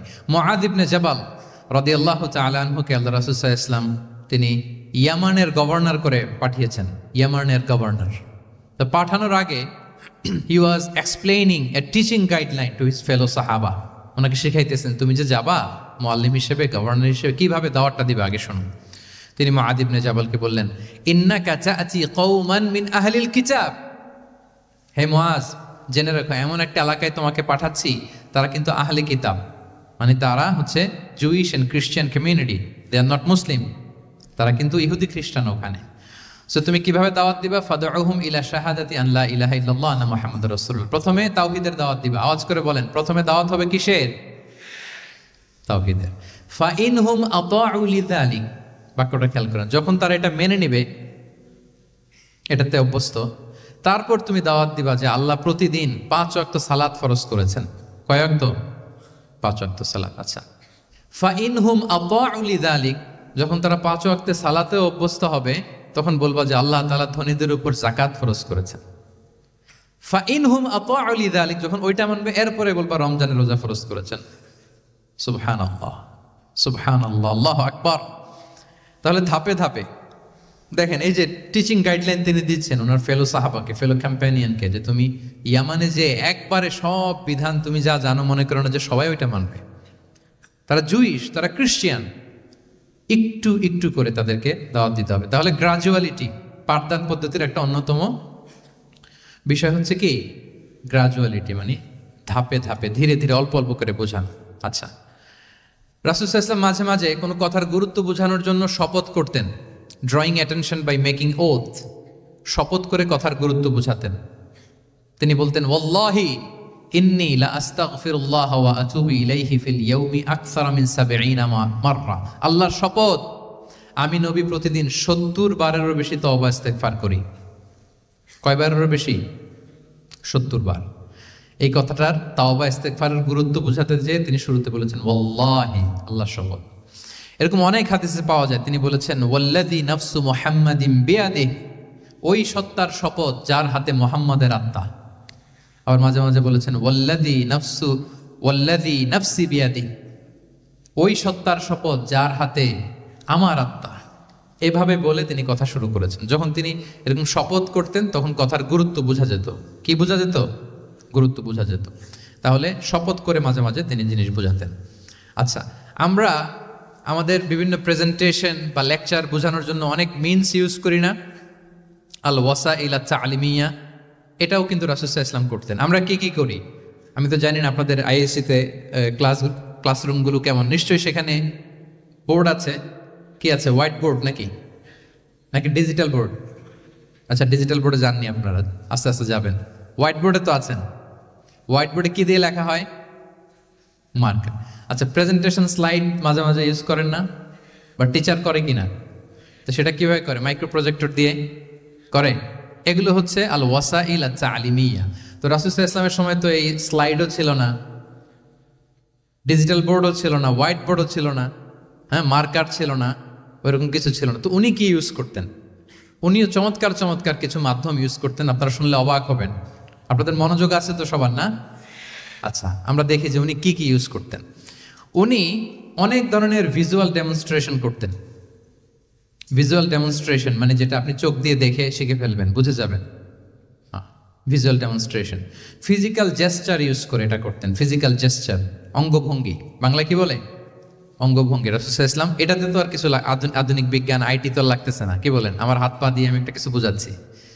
তো রাসূল সাল্লাল্লাহু আলাইহি ওয়াসাল্লাম কিন্তু এটা করতেন। একবার তিনি ইয়াতিমের রক্ষণাবেক্ষণ যারা করে তাদের মর্যাদা কত, ফজিলত কত, এটা বোঝাতে যে একবার তিনি বলতেছেন, আনা ওয়া কাফিলুল ইয়াতিমি ফিল জান্নাতি কাহাতাইন, আমি এবং এতিমের রক্ষণাবেক্ষণকারী জান্নাতে ঠিক এইভাবে থাকবো। এইভাবে থাকবো মানে খুব কাছাকাছি থাকবো। He will be my neighbour, very close neighbour. এবং বোঝাতে যে এই যে উস্তা আর সাব্বাবা, দুই আঙ্গুল এভাবে, এই আঙ্গুল থেকে এই আঙ্গুলের দূরত্ব কতটুকু? 1 মাইল নাকি কত? একেবারে কাছে। এই আঙ্গুল থেকে আঙ্গুলের তেমন কোনো দূরত্বই নাই, মানে খুব কাছে। এটা দিয়ে তিনি বুঝালেন, আমি এবং এতিমের রক্ষণাবেক্ষণকারী ঠিক এভাবে থাকবো যেভাবে এই দুটো আঙ্গুল কাছাকাছি। আল্লাহু আকবার। তাহলে এই যে ফিজিক্যাল জেস্টার ইউজ করলেন কিনা, অঙ্গভঙ্গি, এটাকে বলে ভিজুয়াল ডেমনস্ট্রেশন। কি বলে? Visual demonstration. এবং রিসার্চাররা বলতেছেন যে approximately 80% of human learning comes through the visual demonstration. মানে আইস দিয়ে, চোখ দিয়ে আমরা আমাদের শেখার 80% শিখে ফেলি। আমাদের শিখনের অলমোস্ট 80% আমরা দেখে দেখে শিখি। তাহলে রাসূল সাল্লাল্লাহু আলাইহি ওয়াসাল্লাম ভিজুয়াল ডেমনস্ট্রেশন করলেন, আনা ওয়া কাফিলুল ইয়াতীমি ফিল জান্নাতি কাহাতাইন। আচ্ছা, আরো দেখি হাদিসে এরকম আরো পাওয়া যায়। আমরা যে মুমিনরা ভাই ভাই, বিভিন্ন হাদিসে বিভিন্ন টেক্সটে রাসূল সাল্লাল্লাহু আলাইহি ওয়াসাল্লাম বলেছেন। এটা ইসলামের একটা খুব মৌলিক কথা, আমরা সবাই জানি না? আমরা সবাই কি এই অডিটোরিয়ামে আমরা যারা বসে আমরা সবাই কি? আল মুমিনু আখুল মুসলিম, একে অপরের ভাই। আমাদের মধ্যে আবার আরেকটা সমস্যা আছে, আমরা দেখা যায় যে প্রত্যেকে যেই দল করে ওই দলের এরা ভাই ভাই আর কি, এরকম। এই হাদিসের একটা নিজস্ব অর্থ বলয় আমরা করে নিচ্ছি যে ভাই ভাই ঠিক আছে, বাট আমি এই দলের, সো আমরা ভাই ভাই। আচ্ছা, ওরা ওই দল, তো ওরা কি নিজেরা নিজেরা আসলে কি এই ভাই ভাই নাকি? না, যারাই কালিমা শাহাদাতে বিশ্বাসী, যারা আমাদের কেবলাকে কেবলা মানে, যারা ঈমান এনেছে, তারা সবাই আমরা কি ভাই ভাই। এই যে আমাদের ভ্রাতৃত্বের বন্ধনটা যে খুব অটুট এবং মজবুত সুদৃঢ়, এটা বোঝানোর জন্য রাসূল ইসলাম একবার বললেন, আল মুমিনু লিল মুমিনি কাল বুনিয়ান। মুমিন যে ভাই ভাই, এই ভ্রাতৃত্বের বন্ধন হচ্ছে সুদৃঢ় প্রাচীরের মতো। ইয়াশুদ্দু বা'দুহু বা'দা, one side strengthening the other. একটা বড় প্রাচীর, যেমন এই বিল্ডিংটা যেমনি এই পাশ ওই পাশটাকে মজবুত করে ধরে রেখেছে, ওই পাশ যেমনি এটাকে মজবুত করে ধরে ঠায় দাঁড়িয়ে আছে বছরের পর বছর, যুগের পর যুগ। রাসূল সাল্লাল্লাহু আলাইহি ওয়াসাল্লাম বললেন, মুমিন যে ভাই ভাই তাদের সম্পর্কটা এরকম সুদৃঢ়। কতটা সুদৃঢ় এটা বলতে যে ওয়াশাব্বাকা বাইনা আসআবিহি, তিনি হাতের এই 5 আঙ্গুল, এই 5 আঙ্গুলের ভেতরে ঢুকাই দিলেন। এরকম ধরেন তো একটু সবাই। আচ্ছা, ঢুকিয়ে একটু চাপ দেন। এখন ব্যাপারটা অনেক মজবুত হয়ে গেল না? হ্যাঁ, কেউ চাইলে কি সহজে ছোটাতে পারবে? না। অঙ্গভঙ্গি করে তিনি বুঝাইলেন যে আমাদের ভ্রাতৃত্বটা এইরকম মজবুত, মানে ওনার কাছে যা ছিল ওইটা বুঝাতে যে মুমিন ভাই ভাই এবং আমাদের ভ্রাতৃত্বের বন্ধনটা ঠিক এরকম মজবুত, লাইক দিস। তাহলে এটাকে বলে ভিজুয়াল ডেমনস্ট্রেশন, যেহেতু এতে করে সাহাবারা সহজে বুঝতো, এটা দিয়ে সহজে বুঝলো। আবার মাঝে মাঝে তিনি ড্রয়িং করেছেন। আমাদের মতো ডিজিটাল সিস্টেমে ড্রয়িং করে না, এখন তো খুব ইজি। তো তিনি কিভাবে ড্রয়িং করেছেন, একবার সাহাবীদেরকে নিয়ে তিনি মরুভূমির মাঝখানে খেজুরের ডাল নিয়ে একটা স্ট্রেট লাইন, সরল রেখা আঁকলেন। খাত্তা লানা রাসূলুল্লাহ সাল্লাল্লাহু আলাইহি ওয়াসাল্লাম খাত্তান, আল্লাহ রাসূল সাল্লাল্লাহু আলাইহি ওয়াসাল্লাম মরুভূমিতে খেজুরের ডাল দিয়ে টেনে একটা স্ট্রেট লাইন মানে সরল রেখা আঁকলেন। একে বললেন হাদা সাবিলুল্লাহ, এটা হচ্ছে আল্লাহর রাস্তা, মানে সিরাতুল মুস্তাকিম। এরপরে এই স্ট্রেট লাইন সরল রেখার ডানে বায়ে ছোট ছোট অনেকগুলো দাগ কাটলেন খেজুরের ডাল দিয়ে, আর বললেন হাদিহি সুবুলুশ শাইতান, এগুলো হচ্ছে শয়তানের রাস্তা। ফি কুল্লি সাবিলিন শাইতান, এই প্রত্যেকটা রাস্তায় একটা করে শয়তান থাকে, সে তার শয়তানি কাজের হাতছানি তোমাদের দেয়। তাহলে খেজুরের ডাল দিয়ে একটা স্ট্রেট লাইন সরল রেখা করে বললেন এটা সিরাতুল মুস্তাকিম সাবিলুল্লাহ, আর ডানে বায়ে ছোট ছোট দাগ কেটে বললেন এগুলো হচ্ছে সাবিলুশ শয়তান। ওই পথে শয়তানের হাতছানি দেয়া পথে কবু যাওয়া যাবে, বরং এই সিরাতুল মুস্তাকিমে থাকা লাগবে।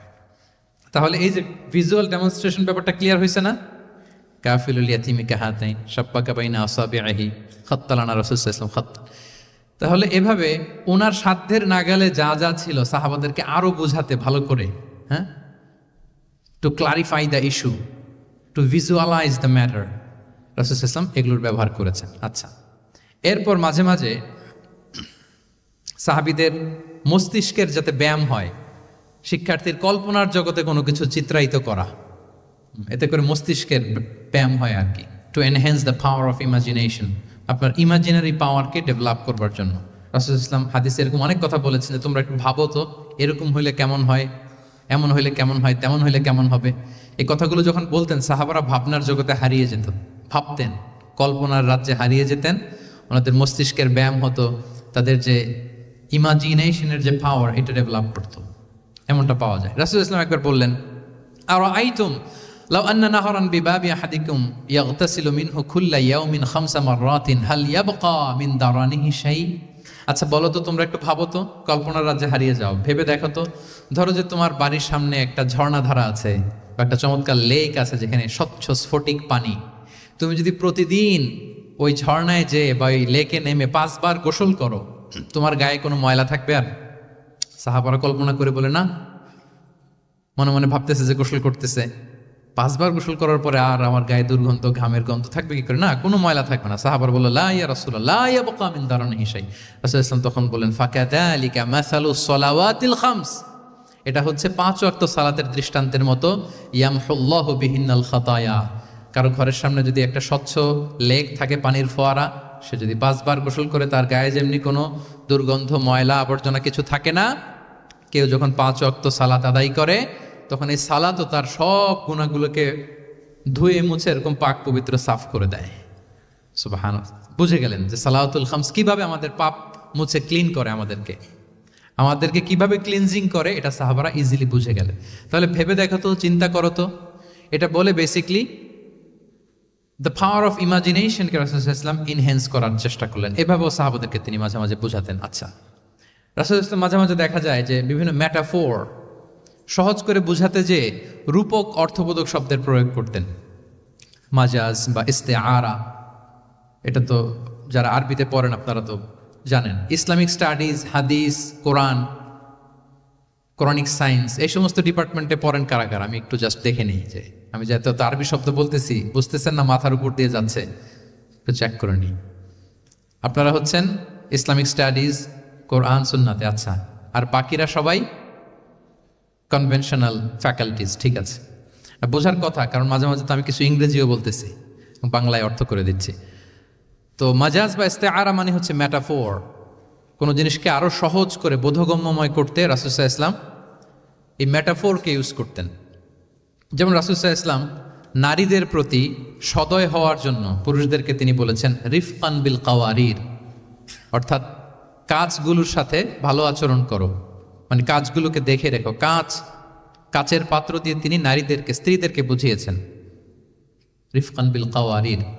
আচ্ছা বলেন তো, কাচের গ্লাস, প্লেট, তৈজসপত্র এক বাড়ি থেকে যদি আরেক বাড়িতে, লেটসে আপনি বাসা শিফট করবেন, আপনার কাছে অনেক কাচের তৈরি গ্লাস, প্লেট, তৈজসপত্র আছে, চট্টগ্রামের এই থানা থেকে ওই থানায় আপনি বাসা চেঞ্জ করবেন, এগুলো নেওয়ার সময় আপনারা কি করেন বলেন?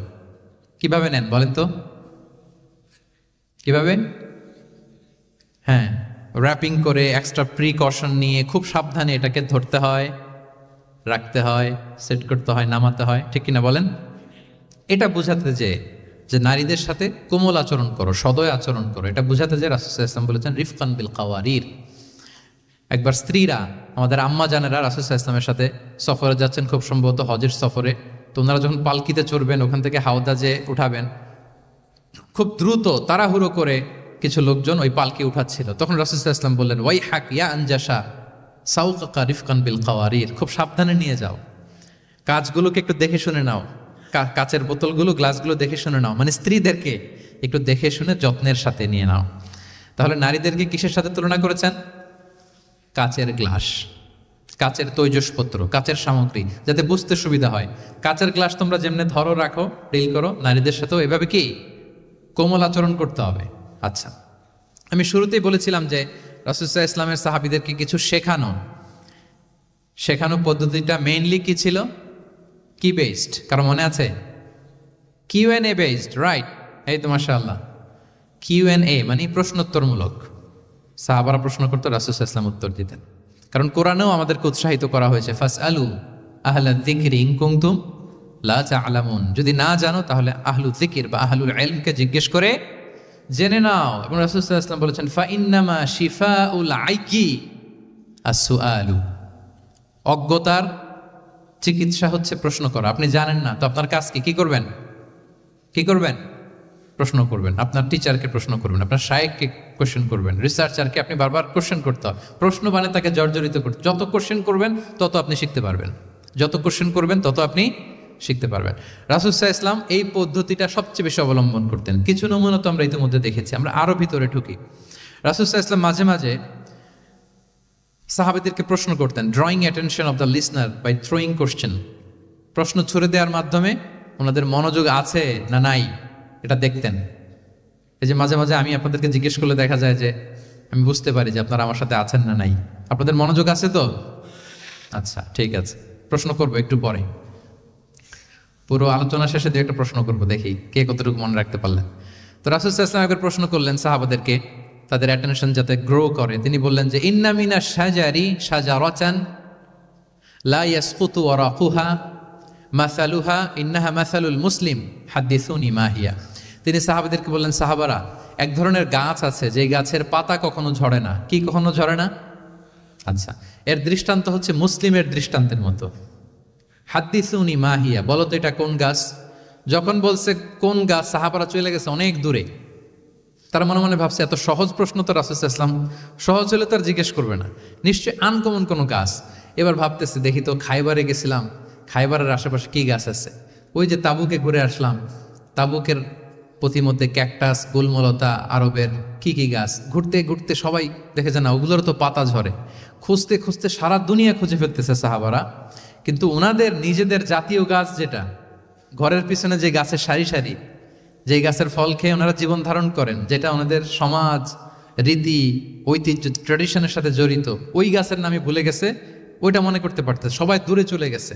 হাদিসে এসেছে ফাওয়াকা আন্নাসু ফি শাজারিল বাওয়াদি, দূর দূরান্তের গাছ নিয়ে ভাবতেছে, ভেবে ভেবে হয়রান, কেউ বলতে পারে না। তখন বাধ্য হয়ে রাসূল সাল্লাল্লাহু আলাইহি ওয়াসাল্লামকে বলল, ইয়া রাসূলুল্লাহ, আপনি একটু আমাদেরকে বলে দেন যে ইয়া রাসূলুল্লাহ হাদিসনা মা হিয়া, এটা কোন গাছ? তখন রাসূল সাল্লাল্লাহু আলাইহি ওয়াসাল্লাম বললেন, ইন্নাহা নাখলা, খেজুর গাছ। খেজুর গাছের পাতা পড়ে না, ডাল টেনও ছিঁড়া যায় না, খুব কষ্ট। তো এটার দৃষ্টান্ত মুসলিমের দৃষ্টান্তের ন্যায়।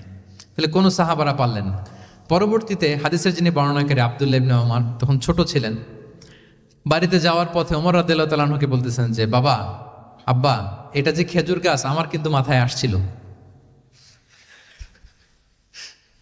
তোমার ফারুক বলেন, বলো কি, তোমার মাথায় আসছিল, তুমি বললে না কেন? উনি বলে নাই কারণ সিনিয়র সাহাবারা পারতেছে না, বাপ চাচারা কেউ পারে না, আমি ছোট মানুষ বইলে আবার কোন বিপদে পড়ি, বিনয়ী মানুষ, উনি আর বলেন নাই, লাজুকতাও কাজ করতেছিল। তোমারে ফারুক বললেন, যদি আজকে তুমি এটার উত্তর নবীর সামনে দিতে পারতা, আমার বুকটা এত বড় হয়ে যেত নবীর সামনে। মানে লাল উট, লাল কপাল বিশিষ্ট উট পেলে আরবরা যত খুশি হয়, আজকে আমি তার চেয়েও বেশি খুশি হয়ে যেতাম। তাহলে ওমরে ফারুক রাদিয়াল্লাহু তাআলা আনহু, ওনার ছেলে আব্দুল্লাহ ইবনে ওমর, উনি এটার উত্তর ধরতে পারছেন, কিন্তু উনি বলেন নাই। তাহলে দেখেন রাসূল সাল্লাল্লাহু আলাইহি ওয়াসাল্লাম এরকম কোশ্চেন করতেন, কোশ্চেন করে তারপরে উত্তরটা বলতেন, এতে আর মানুষ ভুলে না। বাংলা একটা কথা আছে যে, শিখেছ কোথায়, ঠেকেছি যেথায়।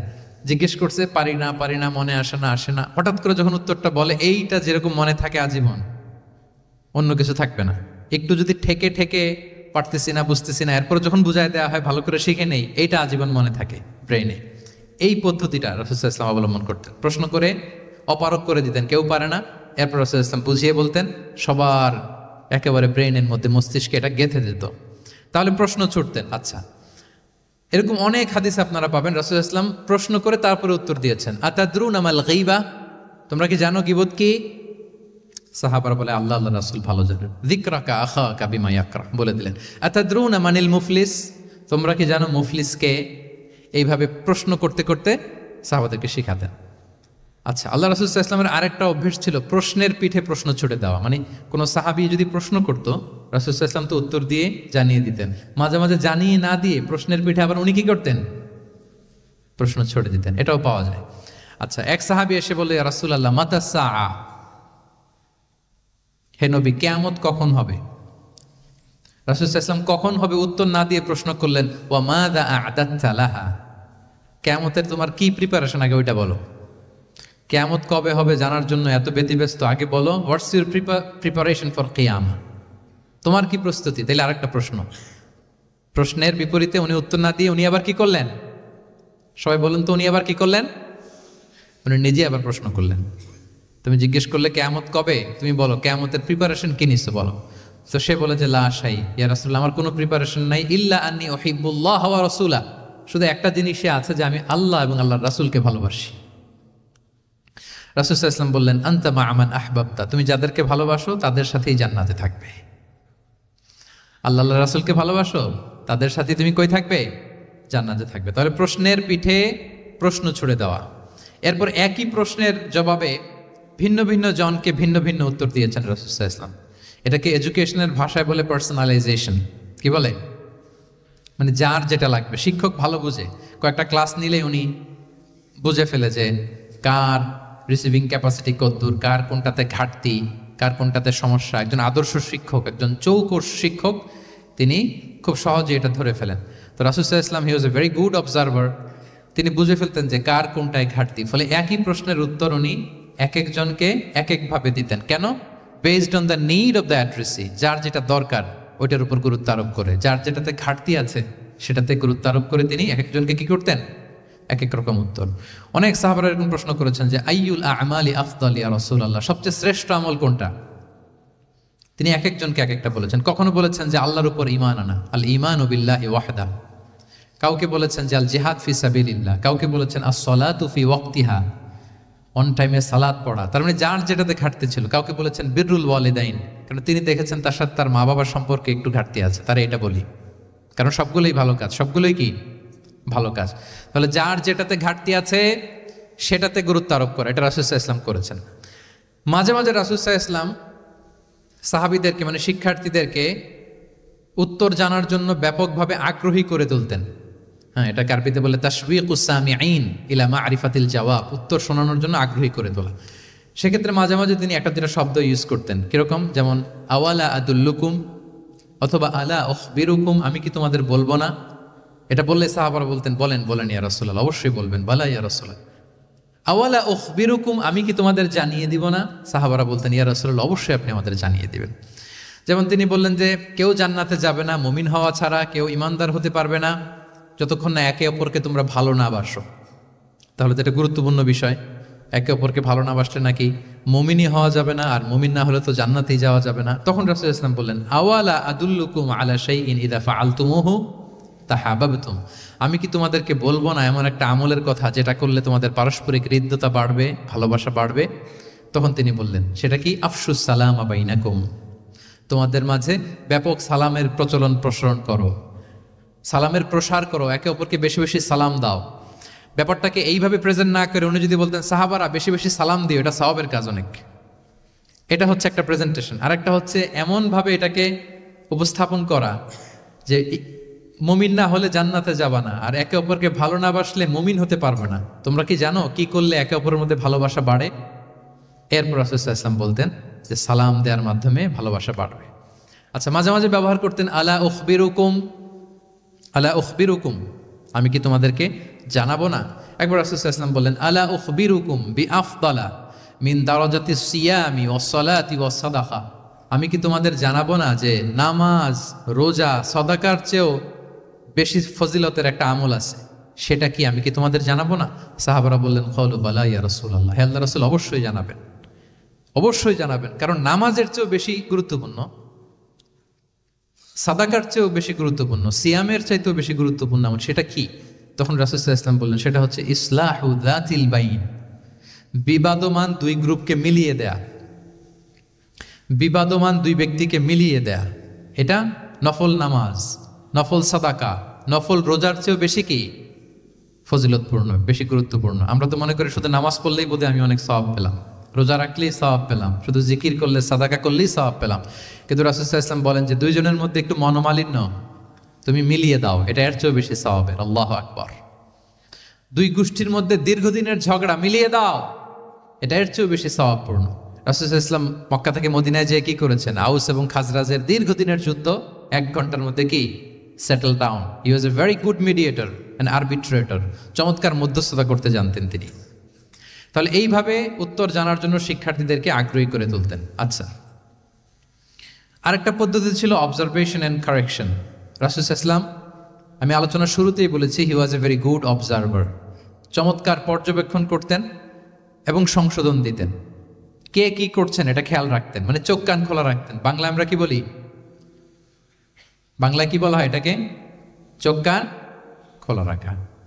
মসজিদে নববীতে এরকম ভুরি ভুরি পাবেন যে রাসূল সাল্লাল্লাহু আলাইহি ওয়াসাল্লাম কে কি করতেছে অবজার্ভ করতেছে, ওইটার উপর বেস করে তাকে নাসিহা করতেছে। একটা বিখ্যাত হাদিস তো আপনারা জানেন, রাসূল সাল্লাল্লাহু আলাইহি ওয়াসাল্লাম বসা, এক বেদুইন আসলো, এসে তার উটটা মসজিদে নববীতে বাঁধলো, বেদে 2 রাকাত নামাজ পড়লো, নামাজ পড়ে হাত তুলে আল্লাহর কাছে দোয়া করে, ইয়া আল্লাহ আল্লাহুম্মা রহমনি ওয়া মুহাম্মাদা ওয়ালা তারহাম মা'ানা আহাদা, মানে ও আল্লাহ তুমি শুধু আমারে রহম করো আর মুহাম্মদ সাল্লাল্লাহু আলাইহি ওয়াসাল্লামের রহম করো, আমাদের দুইজনের সাথে আর কাউরে রহম করো না তুমি। বেদুইন তো কি, বেদুইন মরুপল্লীতে বসবাস। আদাবুদ দোয়া, দ্য এটিকেটস অফ দোয়া, দোয়ার যে একটা আদব আছে, অন্যের জন্য দোয়া করলে যেটা নিজের লাভ, এগুলো তো জানে না। আল্লাহ তুমি আমারে মাফ করো, মুহাম্মদ সাল্লাল্লাহু আলাইহি ওয়াসাল্লামকে মাফ করো, আমাদের ছাড়া আর কাউরে মাফ করো না, কাউরে রহম করো না।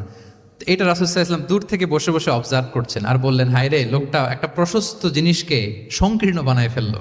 গোটা বিশ্বের সবাইকে যদি আল্লাহ ক্ষমা করে, রহম করে, আল্লাহর রহমের দরিয়ায় কোনো ঘাটতি হবে বলেন তো? হবে? একটা প্রশস্ত বিষয়কে সে সংকীর্ণ করে ফেললো। এরপর কতটা সে বেদুইন, কি প্রকৃতির ছিল দেখেন। দোয়া টোয়া শেষে মসজিদে নবীর মাঝখানে বসে পেশাব করা আরম্ভ করছে। বিখ্যাত হাদিস জানেন, সবাই মারতে গেল, রাসূল সাল্লাল্লাহু আলাইহি ওয়াসাল্লাম থামালেন, বললেন পানি ঢেলে দাও, আর তাকে ডেকে বললেন, দেখো তুমি যে এখানে এই কাজটা করলা, প্রস্রাব করলা, এটা আমাদের এই মদিনার কমিউনিটির ইবাদতগাহ। এখানে এই কমিউনিটির লোকেরা নামাজ পড়ে, আল্লাহর জিকির করে, আল্লাহর কিতাব তেলাওয়াত করে, এটা কি ঠিক হলো তোমার? সে তো লজ্জায় অনুতপ্ত হয়ে কাচুমাচু। তাহলে এই যে অবজারভেশন করতেন এবং কারেকশন করতেন। আবার একদিন মসজিদে নববীতে বসা এক সাহাবী এসে নামাজ পড়লেন। নামাজ রাসূল সাল্লাল্লাহু আলাইহি ওয়াসাল্লাম দূর থেকে দেখতেছেন লোকটা কি করে। নামাজ পড়লো 2 রাকাত, পরে এসে নবীকে সালাম দিল। রাসূল সাল্লাল্লাহু আলাইহি ওয়াসাল্লাম সালামের উত্তর দিয়ে বললেন, ইরজি' ফাসাল্লি ফাইন্নাকা লাম তুসাল্লি, যাও আবার পড়ো, কারণ তুমি নামাজ পড়ো নাই, মানে নামাজটা ঠিক মতো হয় নাই। ইউ ডিডন্ট অফার ইউর সালাহ in a correct way, proper manner. ওই সাহাবী যে আবার 2 রাকাত পরে আসলেন, রাসূল সাল্লাল্লাহু আলাইহি ওয়াসাল্লাম একই কথা বললেন, ইরজি' সল্লি ফাইন্নাকা লাম তুসাল্লি, হয়নি নামাজ, আবার পড়ো। আবার পরে আসলেন, আবারও একই কথা। এখন 3 বার পড়ার পরও যখন হয় না, বেচারা ভাবলেন আবার যে বললে তো একই হবে, আমি তো এটাই জানি। তিনি বললেন, মা উহসিনু গায়রাহ, ইয়া রাসূল এর চেয়ে ভালো আমি আর পারি না, ফাআল্লিমনি ইয়া রাসূলুল্লাহ, হে নবী আমাকে একটু শিখিয়ে দেন কিভাবে পড়ব। রাসূল সাল্লাল্লাহু আলাইহি ওয়াসাল্লাম বললেন, যখন নামাজে দাঁড়াবে আল্লাহু আকবার বলে দাঁড়াবে, এরপর কোরআন থেকে যা সহজ লাগে পড়বে, তাড়াহুড়ো করবে না। কি করবে না? সবাই বলেন, কি করবে না? নামাজে কোনো তাড়াহুড়ো নাই, নো রাশিং ইন সালাহ, নো হ্যাস্টিনেস ইন সালাহ। নামাজে আমরা খুব তাড়াহুড়ো করি, এটা নামাজের যে প্রাণ, সালাতের প্রাণকে, রূহকে নষ্ট করে দেয়। যখন রুকুতে যাবে স্ট্রেইট ফরওয়ার্ড রুকু করবে, হাত্তা তাতমাইন্না রাকিআন। রাসূল সাল্লাল্লাহু আলাইহি ওয়াসাল্লামের রুকুর পিঠটা ছিল একেবারে স্ট্রেইট, এই টেবিলটা যেরকম স্ট্রেইট এরকম স্ট্রেইট। লাউ সাব্বা আলাইহিল মা লাস্তাকার, পানি ভর্তি একটা বোতল যদি রাসূল সাল্লাল্লাহু আলাইহি ওয়াসাল্লামের রুকু দেয়া পিঠের উপর রাখতো, পানিটাও পড়তো না, বোতলটাও পড়তো না, স্ট্রেইট। এরকম উদাহরণ দিয়ে সাহাবারা বলতেন যে এত স্ট্রেইট রুকুর পিঠ যে পানি ভর্তি গ্লাস রাখলে পানিটাও কাঁপবে না, বোতলটাও পড়বে না। রাসূল সাল্লাল্লাহু আলাইহি ওয়াসাল্লাম বলতেন, সবচেয়ে বড় চোর যারা নামাজে চুরি করে। সাহাবারা বললেন, এটা আবার কিভাবে? তিনি বললেন, লা ইউতিম্মু রুকুআহু ওয়া সুজুদাহ। তারা নামাজের চোর যারা রুকু সেজদা ঠিক মতো করে না। তো বললেন যে রুকু থেকে আবার স্ট্রেট হয়ে দাঁড়াবে, যখন সিজদায় যাবে ইতমিনানের সাথে, উইথ রিল্যাক্সেশন। নামাজের মধ্যে কি থাকবে? রিল্যাক্সেশন থাকবে। কি থাকবে বলেন? হ্যাঁ, রিল্যাক্সেশন থাকবে। যখন বললেন যে এই এক রাকাত যেমনি তোমাকে শিখালাম, সব নামাজ তুমি এইভাবে পড়বা, উইথ রিল্যাক্সেশন, নো রাশিং, তখন সাহাবী শিখে গেলেন। তাহলে এই যে অবজারভেশন অ্যান্ড কারেকশন, দেখতেন হোয়াটস গোয়িং অন অ্যারাউন্ড, কি হচ্ছে, ভুল হলেই শুধরে দিতেন। হজের দিন উনি ওটের সামনে বসা, পেছনে ফদল ইবনে আব্বাস রাদিয়াল্লাহু তাআলা আনহু, আব্দুল্লাহ ইবনে আব্বাসের ভাই, রাসূল সাল্লাল্লাহু আলাইহি ওয়াসাল্লামের কাজিন, রাসূল সাল্লাল্লাহু আলাইহি ওয়াসাল্লামের কি কাজিন। তো রাসূল সাল্লাল্লাহু আলাইহি ওয়াসাল্লাম বিভিন্ন মাসআলার উত্তর দিচ্ছেন। কি করতেছেন? মাসআলার উত্তর দিচ্ছেন। রাসূল সাল্লাল্লাহু আলাইহি ওয়াসাল্লাম হজ করেছিলেন কয়টা বলেন তো দেখি, কে জানে? হ্যাঁ, মাত্র একটা করছে। ঠিকঠাক আছে তো উত্তর? সবাই বলেন কয়টা হজ করেছিলেন? হ্যাঁ, আসলে রাসূল সাল্লাল্লাহু আলাইহি ওয়াসাল্লাম কেবলমাত্র জীবনে কয়টা হজ করেছেন? একটা হজ করেছেন, 4টা উমরা করেছেন। আচ্ছা, এবার যেহেতু একটা হজ করেছেন, মানুষের অনেক ভুল হয়ে যাওয়া তো খুব স্বাভাবিক। কি বলেন? স্বাভাবিক না? স্বাভাবিক। ফলে 10 জিল হজ, যেটা ভেরি হ্যাকটিক ডে, একদিনে অনেক কাজ করতে হয়, 5টা কাজ। জামরায় স্টোনিং করতে হয়, পাথর মারো, স্লটার করো, প্রাণী জবাই করো, মাথার চুল ফেলে দাও, আবার চলে যায় মক্কায়, ফরজ তাওয়াফ করো, সাই করো, ফিরে আসো। তো এই যে 5টার সিকুয়েন্স অনেকে রাখতে পারে না, ভুল করে ফেলে। এখন 1400 বছর পরে, মুআল্লিমরা এত তালিমের পরেও আমরা ভুল করে ফেলি। তাহলে ওই সময় কি হয়েছিল বলেন? এটা ছিল প্রথম হজ। তো রাসূল সাল্লাল্লাহু আলাইহি ওয়াসাল্লাম জানেন আজকে তো অনেক ভুল করবে, তিনি আকাবা, মিনার পাশে আকাবার এখানে হেল্পলাইন সার্ভিস চালু করছেন, মানে নিজে দাঁড়ায় আসতে দেখি কার কি ভুল হয়, জিজ্ঞেস করলে মাসালা বলে দেব। সুবহানাল্লাহ। তো এসে একজন বলে যে ইয়া রাসূলুল্লাহ, আমি তো ওই আগে কুরবানি পরে চুল কাটা, আমি আগে চুল কেটে ফেলছি। রাসূল সাল্লাল্লাহু আলাইহি ওয়াসাল্লাম বলে ইফআল ওয়ালা হারাজ, ওকে, কোনো সমস্যা নেই, যাও। আরেকজন এসে বলে আমি তো আগে এটা করছি। ওই দিন যাই নবীকে জিজ্ঞেস করা হয়েছে, নবী সাল্লাল্লাহু আলাইহি ওয়াসাল্লাম ফ্লেক্সিবিলিটি দিয়ে দিয়েছেন, বলে করো, অসুবিধা নাই। তো ওই যে দাঁড়িয়ে তিনি মাসালা বলতেছেন, পেছনে ছিল ফদল ইবনে আব্বাস, ছোট ছোট সাহাবী, তরুণ। তো খাসাআম গোত্রের এক নারী আসছিল একটা মাসালা জিজ্ঞেস করতে, and she was a very beautiful lady, বেশ সুন্দরী ছিল। তো এসে রাসূল সাল্লাল্লাহু আলাইহি ওয়াসাল্লামকে যখন প্রশ্ন করতেছে, ফদল ইবনে আব্বাসের নারীর দিকে তাকায় আছে, এবং ওই নারীও ফদল ইবনে আব্বাসের দিকে তাকায় আছে। রাসূল সাল্লাল্লাহু আলাইহি ওয়াসাল্লাম উত্তরও দিচ্ছেন, আবার খেয়াল করতেছেন যে চোখাচোখি হয়ে যাচ্ছে। যখনই তিনি অবজার্ভ করলেন যে ফদল ইজ ক্রসিং দ্য লিমিট, একবার চোখ পড়তে পারে, তারপর তো নামিয়ে ফেলতে হবে, সে যখন তাকিয়ে আছে, নারীও তাকিয়ে আছে, তখন রাসূল সাল্লাল্লাহু আলাইহি ওয়াসাল্লাম কি করলেন? ওয়াজআআলা নবী সাল্লাল্লাহু আলাইহি ওয়াসাল্লাম ইয়াসরিফু ওয়াজহাল ফদলি ইলা শিক্কিল আখার, সাথে সাথে ফদলকে বললেন, ফদল ওইদিকে না, এদিকে তাকাও। এটা সরাসরি হাদিসের অনুবাদ করে শোনাচ্ছি, আমার পক্ষ থেকে না, এবং বুখারীর হাদিস।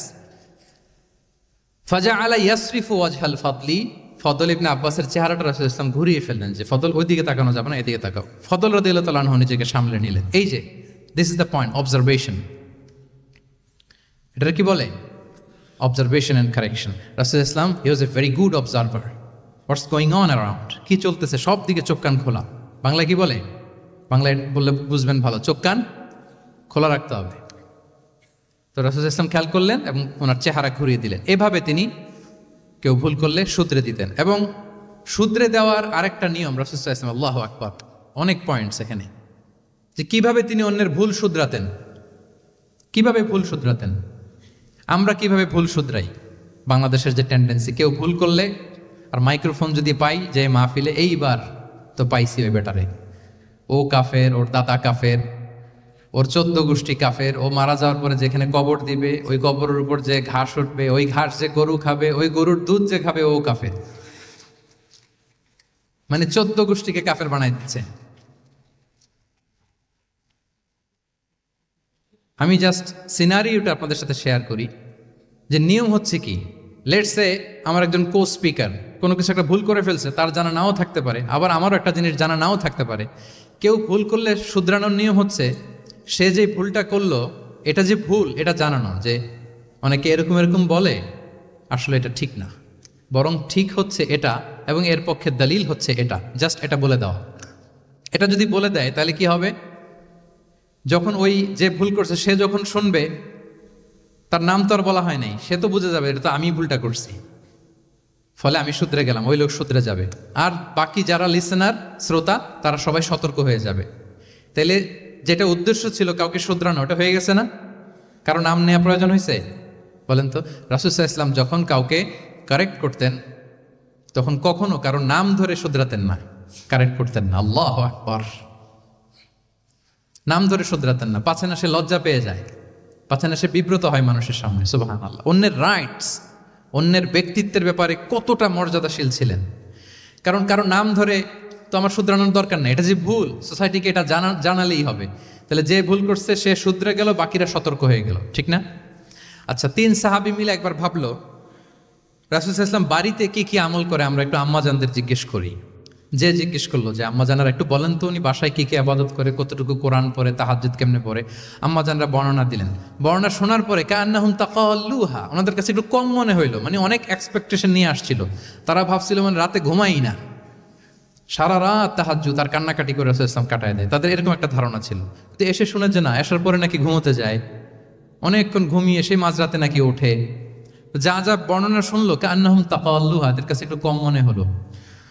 তো একজন বলতেছে আরে কম না, আইনা নাহনু মিন রাসূলিল্লাহ, কোথায় আল্লাহ রাসূল আর কোথায় আমরা।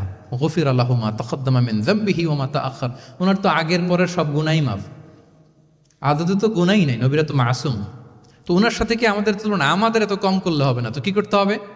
একজন বলে যে আজকে থেকে আমি আর ঘুমাবোই না সারা রাত, সারা রাত তাহাজ্জুদ পড়বো। আচ্ছা, আরেকজন বলে আমি আর না খেয়ে মানে রোজা ছাড়া থাকবো না, আমি সাওমে বিসাল করব, সারা বছর রোজা রাখবো, যা করে আল্লাহ, রোজা থামাবো না, আমি রেগুলার রোজা রেখেই যাব। আচ্ছা, আরেকজন বলে আমি আর আমার স্ত্রীদের কাছেই যাব না, আমি সন্ন্যাসী জীবন নিয়ে নিলাম, আমি সন্ন্যাসী থাকবো, স্ত্রীদের সাথে মেলামেশাতে এই আমি যাব না, আমি এটা থেকে বিরত থাকবো। এই কথা যখন রাসূল সাল্লাল্লাহু আলাইহি ওয়াসাল্লামের কানে গেল, রাসূল সাল্লাল্লাহু আলাইহি ওয়াসাল্লাম রেগে গেলেন। রেগে গিয়ে সাহাবীদেরকে জড়ো করলেন। জড়ো করে তিনি বলতে আরম্ভ করলেন, তিনি বললেন আনতুমুল্লাযীনা কুলতুম কাযা ওয়া কাযা, আচ্ছা তোমাদের মধ্যে কে কে নাকি এরকম এরকম বলছে। সুবহানাল্লাহ। তিনি বলতে পারতেন এই আব্দুল্লাহ স্ট্যান্ড আপ, দাঁড়াও, আব্দুর রহিম দাঁড়াও, এই আব্দুল সাত্তার তুমি নাকি বলছো যে সারা রাত, একটা কথা বললা তুমি নাকি বলছো যে সারা বছর রোজা, এটা তুমি কি কথা বলতো, ভুল কাজ করছো, এটাও জানো না তুমি নাকি বলছো স্ত্রীদের সাথে মিশবা না। এরকম যদি Abdullah, Abdur Rahman, just for example, এইভাবে দাঁড় করিয়ে যদি নাম ধরে ধরে বলতেন, ওনারা সাহাবীদের সামনে লজ্জিত হতেন না? না। আনতুমুল্লাযীনা কুলতুম কাযা ওয়া কাযা, এটাই রাসূল সাল্লাল্লাহু আলাইহি ওয়াসাল্লামের কাউকে কারেক্ট করার, তাসহিহ করার অভ্যেস ছিল। মা বালু আকওয়ামিন ইয়াকুলুনা কাযা ওয়া কাযা, মাঝে মাঝে বলতেন মা বালু আকওয়ামিন ইয়াফআলুনা কাযা ওয়া কাযা, তোমাদের মধ্যে কেউ কেউ নাকি এমনটা বলে, তোমাদের মধ্যে কেউ কেউ নাকি এমনটা করে। কই আমি তো রাতে ঘুমাই আবার সালাত পড়ি, কই আমি তো রোজা রাখি সোম বৃহস্পতি, বাকি দিনগুলোতে খাই, কই আমি তো আমার স্ত্রীদের সাথে মেলামেশা করি, এই সব কিছুকে ব্যালেন্স করেও তো আমার নবুয়তির তো আমার কোনো সমস্যা হয় নাই, আল্লাহ ভীরু হতে তো সমস্যা হয় নাই। ওয়াল্লাহি ইন্নী লা আখশাকুম লিল্লাহি ওয়া আতকাকুম লাহ, আল্লাহর শপথ আমি তোমাদের চাইতে আল্লাহকে বেশি ভয় করি, আমি তোমাদের চাইতে বেশি মুত্তাকি। তারপরেও এরকম ব্যালেন্সড লাইফ লিড করাতে আমার তো কোনো সমস্যা হয় নাই, তোমাদের কেন সমস্যা হলো, তোমরা এটা কোথায় পেলে? ফামান রাগিবা আন সুন্নতি ফালাইসা মিন্নি, জেনে রাখো আমি যে স্ট্যান্ডার্ড ঠিক করে দিয়েছি এটাই সর্বশ্রেষ্ঠ ইবাদত, এর বাইরে যে কেউ যদি কিছু করে আমার সুন্নতের বাইরে, সে আমার দলভুক্ত হতে পারবে। সুবহান। এরকম যখন ধমক দিয়ে শাসিয়ে দিলেন, যেই 3 জন সাহাবী এই কথা বলছিল ওনারা তো শুধরে গেলেন, ওনারা তো টের পাচ্ছেন যে এগুলো আমাদের কি বলতেছে, ওনারা টের পাচ্ছেন না, শুধরে গেলেন, আর বাকিরা সতর্ক হয়ে গেলেন। আল্লাহু আকবার। সো এটা হচ্ছে কারেক্ট করার নিয়ম।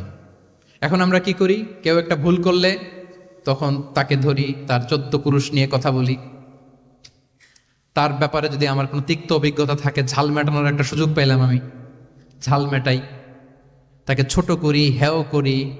হেন কোনো কথা নাই যে আমি বলি না, একটাও কি রাসূল সাল্লাল্লাহু আলাইহি ওয়াসাল্লামের সুন্নাহর মধ্যে পড়ে? বলেন তো না। তাহলে মন গড়া পদ্ধতিতে আমরা কাউকে সংশোধন করতে চাচ্ছি না, আর এইভাবে করলে সংশোধন হবেও না। সে মানবিক কারণেই তার ইগোইস্টিক প্রবলেম চলে আসবে, যে সে আমাকে ছোট করলো, আমার নাম ধরে সে এত মানুষের সামনে অপমান করলো, সে হয়তো শোধরানোর যে রাস্তাটা ছিল ওইটাও বন্ধ হয়ে গেল। ঠিক কিনা বলেন? তাহলে রাসূল সাল্লাল্লাহু আলাইহি ওয়াসাল্লাম এভাবে শুধরাতেন। আর তামিম ফি তাসওয়িবিল আখতা, কারো ভুল শুধরাতে গেলে ইন জেনারেলি শুধরাতেন। যাদের শুধরানোর তারা শুধরে যেত, বাকিরা সতর্ক হয়ে যেত। আচ্ছা, আরেকটা পদ্ধতি ছিল ক্লিয়ার মিসকনসেপশন। কারো মিসকনসেপশন থাকলে রাসূল সাল্লাল্লাহু আলাইহি ওয়াসাল্লাম এটা ক্লিয়ার করে দিতেন। এক সাহাবী মনে করতেন ভালো জামা পরলে বুঝি অহংকার হয়। তিনি খুব সুন্দর ছিলেন দেখতে, খুব ভালো পোশাক পরিচ্ছদ পরতে পছন্দ করতেন। তিনি একবার বললেন, ইয়া রাসূলুল্লাহ, ভালো পোশাক পরলে কি অহংকার হয়? রাসূল সাল্লাল্লাহু আলাইহি ওয়াসাল্লাম বললেন, না। ইয়া রাসূলুল্লাহ, আমি ভালো জুতা পরতে পছন্দ করি, এটা কি অহংকার হয়? না, এটা অহংকার হয় না। আমি মানুষকে খুব খাওয়াতে পছন্দ করি এবং আমি চাই আমার চেয়ে যেন কেউ এটা এই কাজে আগাতে না পারে, আমিই খাওয়াবো, এটা কি অহংকার? রাসূল সাল্লাল্লাহু আলাইহি ওয়াসাল্লাম বললেন, না, এটা অহংকার না। অহংকার হচ্ছে আল কিবরু বাতারুল হাক্কি ওয়া গামতুন নাস। অহংকার হচ্ছে সত্যকে প্রত্যাখ্যান করা আর মানুষকে তুচ্ছ তাচ্ছিল্য করা। সুবহানাল্লাহ। তাহলে এই যে মিসকনসেপশন, সে ভাবছে ভালো পোশাক পরলে এটা অহংকার হয়ে যায়, ভালো জামা পরলে অহংকার হয়ে যায়, এগুলোতে অহংকার হয় না, বরং অহংকার হয় সত্যকে প্রত্যাখ্যান করলে আর মানুষকে তুচ্ছ তাচ্ছিল্য করলে। তাহলে এই জাতীয় মিসকনসেপশন ইন দ্য সোসাইটি, এটাকে তিনি ক্লিয়ার করে দিতেন। আচ্ছা, রাসূল সাল্লাল্লাহু আলাইহি ওয়াসাল্লাম প্র্যাকটিক্যালি শেখানোর চেষ্টা করতেন। কি করতেন? প্র্যাকটিক্যালি। আচ্ছা, আর কয়েক মিনিটের মধ্যে আমরা শেষ করে দেব। যেটাকে প্রায়োগিক শিক্ষা, ব্যবহারিক শিক্ষা। অজু করে দেখাতেন, এইভাবে অজু করতে হয়। সালাত পড়ে দেখাতেন, সল্লু কামা রাআইতুমুনি উসাল্লি। সালাত তো হচ্ছে আল আমাল আল মুতাওয়ারাস, এই উম্মার অবিচ্ছিন্ন কর্মধারা। সালাত জিবরিল আলাইহিস সালামকে শিখিয়েছেন আল্লাহ, রাসূল সাল্লাল্লাহু আলাইহি ওয়াসাল্লামকে শিখিয়েছেন জিবরিল আলাইহিস সালাম, রাসূল সাল্লাল্লাহু আলাইহি ওয়াসাল্লাম শিখিয়েছেন সাহাবীদের। এইভাবে অবিচ্ছিন্ন কর্মধারা, আরবিতে বলে আল আমাল আল মুতাওয়ারাস। এবং রাসূল সাল্লাল্লাহু আলাইহি ওয়াসাল্লাম বলতেন, সল্লু কামা রাআইতুমুনি উসাল্লি, আমাকে যেমনি সালাত পড়তে দেখো এইভাবে পড়ো। হজের ক্ষেত্রে বলেছেন, খুযু আন্নী মানাসিকাকুম, হজের বিধানকে দেখে নাও। একবারই তো হজ করেছেন, হাতে কলমে প্র্যাকটিক্যাল গাইডলাইন দিয়ে শিখিয়েছেন। এবং সাহাবারা ভুল করে কিনা মাঝে মাঝে শুনতেন, যেটাকে আরবিতে বলে কিরাআতু তিলমিদ আলা শেখ। আব্দুল্লাহ ইবনে মাসউদ রাদিয়াল্লাহু তাআলা আনহুকে রাসূল সাল্লাল্লাহু আলাইহি ওয়াসাল্লাম একবার বললেন, আব্দুল্লাহ একটু তেলাওয়াত করো তো। তিনি বললেন, আকরাউ আলাইকা ওয়া আলাইকা উনজিল, হে নবী, আমি আপনার সামনে দাঁড়ায় তেলাওয়াত করব, আপনার উপর কোরআন নাজিল হয়। রাসূল সাল্লাল্লাহু আলাইহি ওয়াসাল্লাম বললেন যে, ইন্নী উহিব্বু আন আসমাআহু মিন গায়রি, হে আব্দুল্লাহ ইবনে মাসউদ, আমি কোরআন তেলাওয়াত তোমাদেরকে শোনাতে যেমনি পছন্দ করি, তোমরা কেউ পড়বা আর আমি শুনবো, এটাও খুব পছন্দ করি। কারণ উনি প্ল্যান করে রাখছেন আব্দুল্লাহ ইবনে মাসউদ কি হবেন, তিনি কিছুদিন পরে উম্মার শিক্ষক হবেন। ওইখানে আবার ভুলটুল করে ফেলেন কিনা উনি জাজ করতেছেন। তখন আব্দুল্লাহ ইবনে মাসউদ রাদিয়াল্লাহু তাআলা আনহু সূরা নিসা তেলাওয়াত করে শোনালেন। তাহলে রাসূল ইসলামের একটা পন্থা ছিল, তিনি শুনতেন আবার শোনাতেন। কি করতেন? শুনতেন, শোনাতেন। প্রতি রমাদানে যতটুকু কোরআন নাজিল হয়েছে তিনি জিবরিল আলাইহিস সালামকে শোনাতেন, আবার জিবরিল আলাইহিস সালাম পুরো কোরআন রাসূল সাল্লাল্লাহু আলাইহি ওয়াসাল্লামকে শোনাতেন। এটা ছিল একটা টেকনিক। আচ্ছা, রাইটিং মেথড, আমরা যেমনি লিখি, অ্যাসাইনমেন্ট, প্রেজেন্টেশন, লেখার মাধ্যমে জ্ঞান বিতরণ, জ্ঞান অর্জন, এটা কম ছিল। আমি আগেই বলেছি, মেইনলি ছিল oral based and QnA based, কিন্তু লেখাজোখা যে ছিলই না তা না। লেখা জানতো, হাতে গোনা অল্প কিছু সাহাবী মক্কায় লিখতে জানতেন, পড়তে জানতেন। মদিনাতেও ইহুদিরা জানতো, কিন্তু অন্যান্যরা, আরবরা, তাদের মধ্যে লেখার যে কালচার, এটা ওইভাবে গড়ে ওঠেনি। জানতেন অল্প সংখ্যক লোক। যেমন ওহী লেখক সাহাবী ছিলেন ইবনে কাসিরের বর্ণনা মতে 23 জন। কয়জন? ওনারা খেজুর গাছের ছালে, পাথরে, চামড়ায়, প্রাণীর চ্যাপ্টা হাড়ের মধ্যে কোরআন লিখে রাখতেন।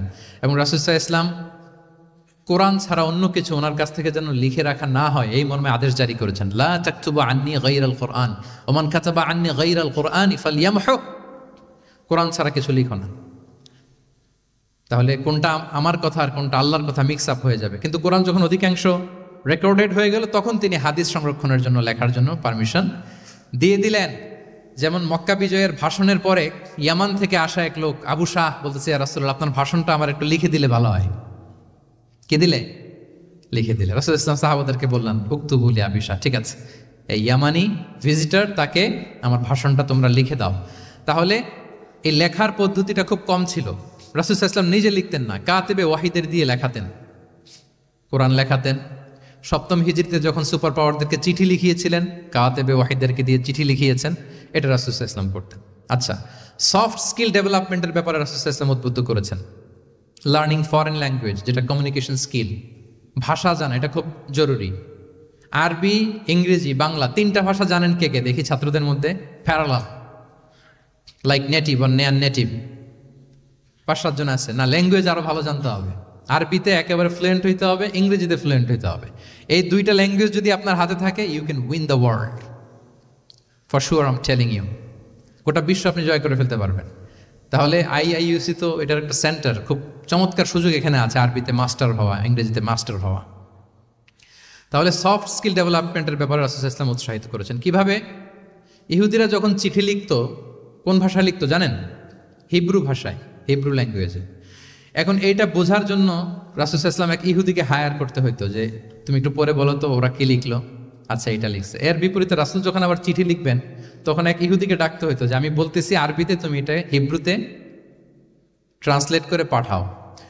তো যেহেতু ইহুদিরা বিশ্বাসঘাতকতার অনেকগুলো ইনসিডেন্ট আছে, ট্রেচারি, বিট্রেয়াল ইনসিডেন্ট অনেকগুলো আছে, রাসূল সাল্লাল্লাহু আলাইহি ওয়াসাল্লাম বললেন আমি ইহুদিদেরকে বিশ্বাস করতে পারি না, কারণ একজনটা নিয়ে আসলাম, চিঠি একটা লিখছে একটা, সে অর্থ শোনাইলো আরেকটা।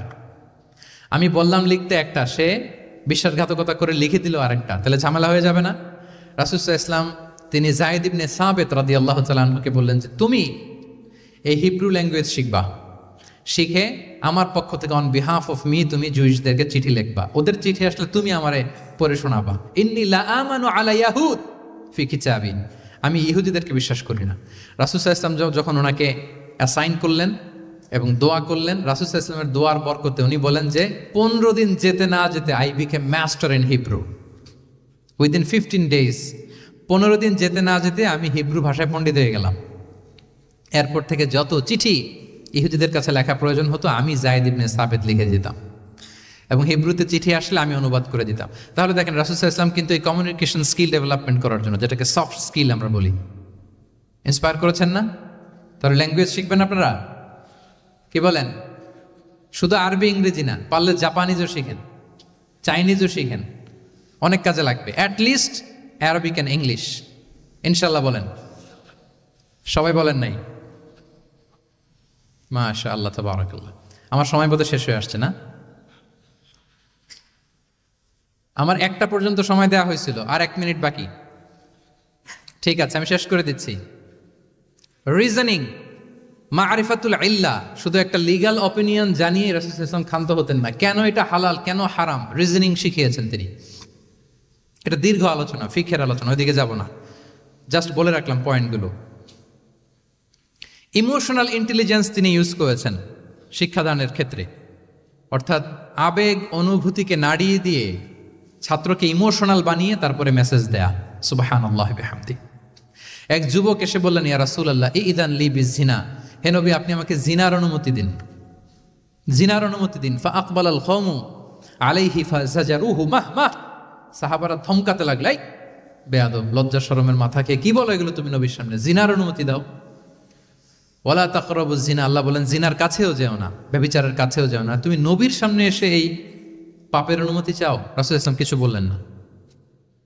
একটু পরে যুবককে ডেকে বললেন, আতুহিব্বুহু লিবনাতিক, আচ্ছা তুমি যে জিনার অনুমতি চাইলে তোমার কন্যার সাথে কেউ এরকম আচরণ করুক, এটাকে তুমি পছন্দ করবে? সে বলল, লা ইয়া রাসূলুল্লাহ, কেউই পছন্দ করবে না এটা। আচ্ছা, আতুহিব্বুহু লি উম্মিক, তোমার মায়ের সাথে কেউ অপকর্ম করবে, এটা তুমি পছন্দ করবে? লা ইয়া রাসূলুল্লাহ, না। আতুহিব্বুহু লি উখতিক, তোমার বোনের সাথে কেউ এই কাজ করবে, তুমি পছন্দ করবে? সে বলে না।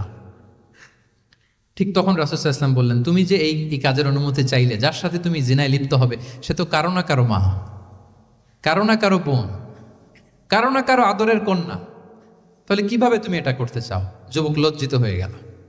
এত লজ্জিত হলো, রাবি বলতেছে ফালাম ইয়াকুন বা'দা যালিকাল ফাতা ইয়ালতাফিতু ইলা শাই, ওই রাবি বলতেছে এরপরে কোনোদিন এই যুবকরা ডানে বায়ে তাকাতেও দেখি নাই, স্ট্রেইট হাঁটতো। সুবহান।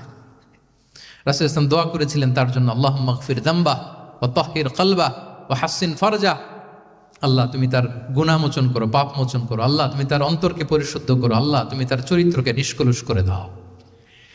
নবীর দোয়ার বরকতে চিরজীবনের জন্য নিষ্কলুষ পবিত্র তিনি হয়ে গেছেন। তাহলে দেখেন, তাকে অন্যভাবে বুঝাইলে হয়তো কাজ হইতে না, যখন তার নিজের উপর দিয়ে বোঝানো হলো। তোমার বোনের সাথে যদি হয়, তোমার মেয়ের সাথে যদি কেউ এটা করে, তুমি মেনে নিতে পারবা? এটাকে বলে ইমোশনাল ইন্টেলিজেন্সকে কাজে লাগিয়ে মানুষের আবেগ অনুভূতিকে নাড়িয়ে দিয়ে, teaching by touching the heart, teaching by touching the emotions, মানুষের ইমোশনে টাচ করে যখন আপনি শিখাবেন, ওই শিক্ষা সে জীবনেও ভুলবে, ওই যে শুদ্ধাচার আসবে, ওই যে আত্মশুদ্ধি হবে, ওইটার মতো আত্মসত্যি আর কেউ করতে পারবে না।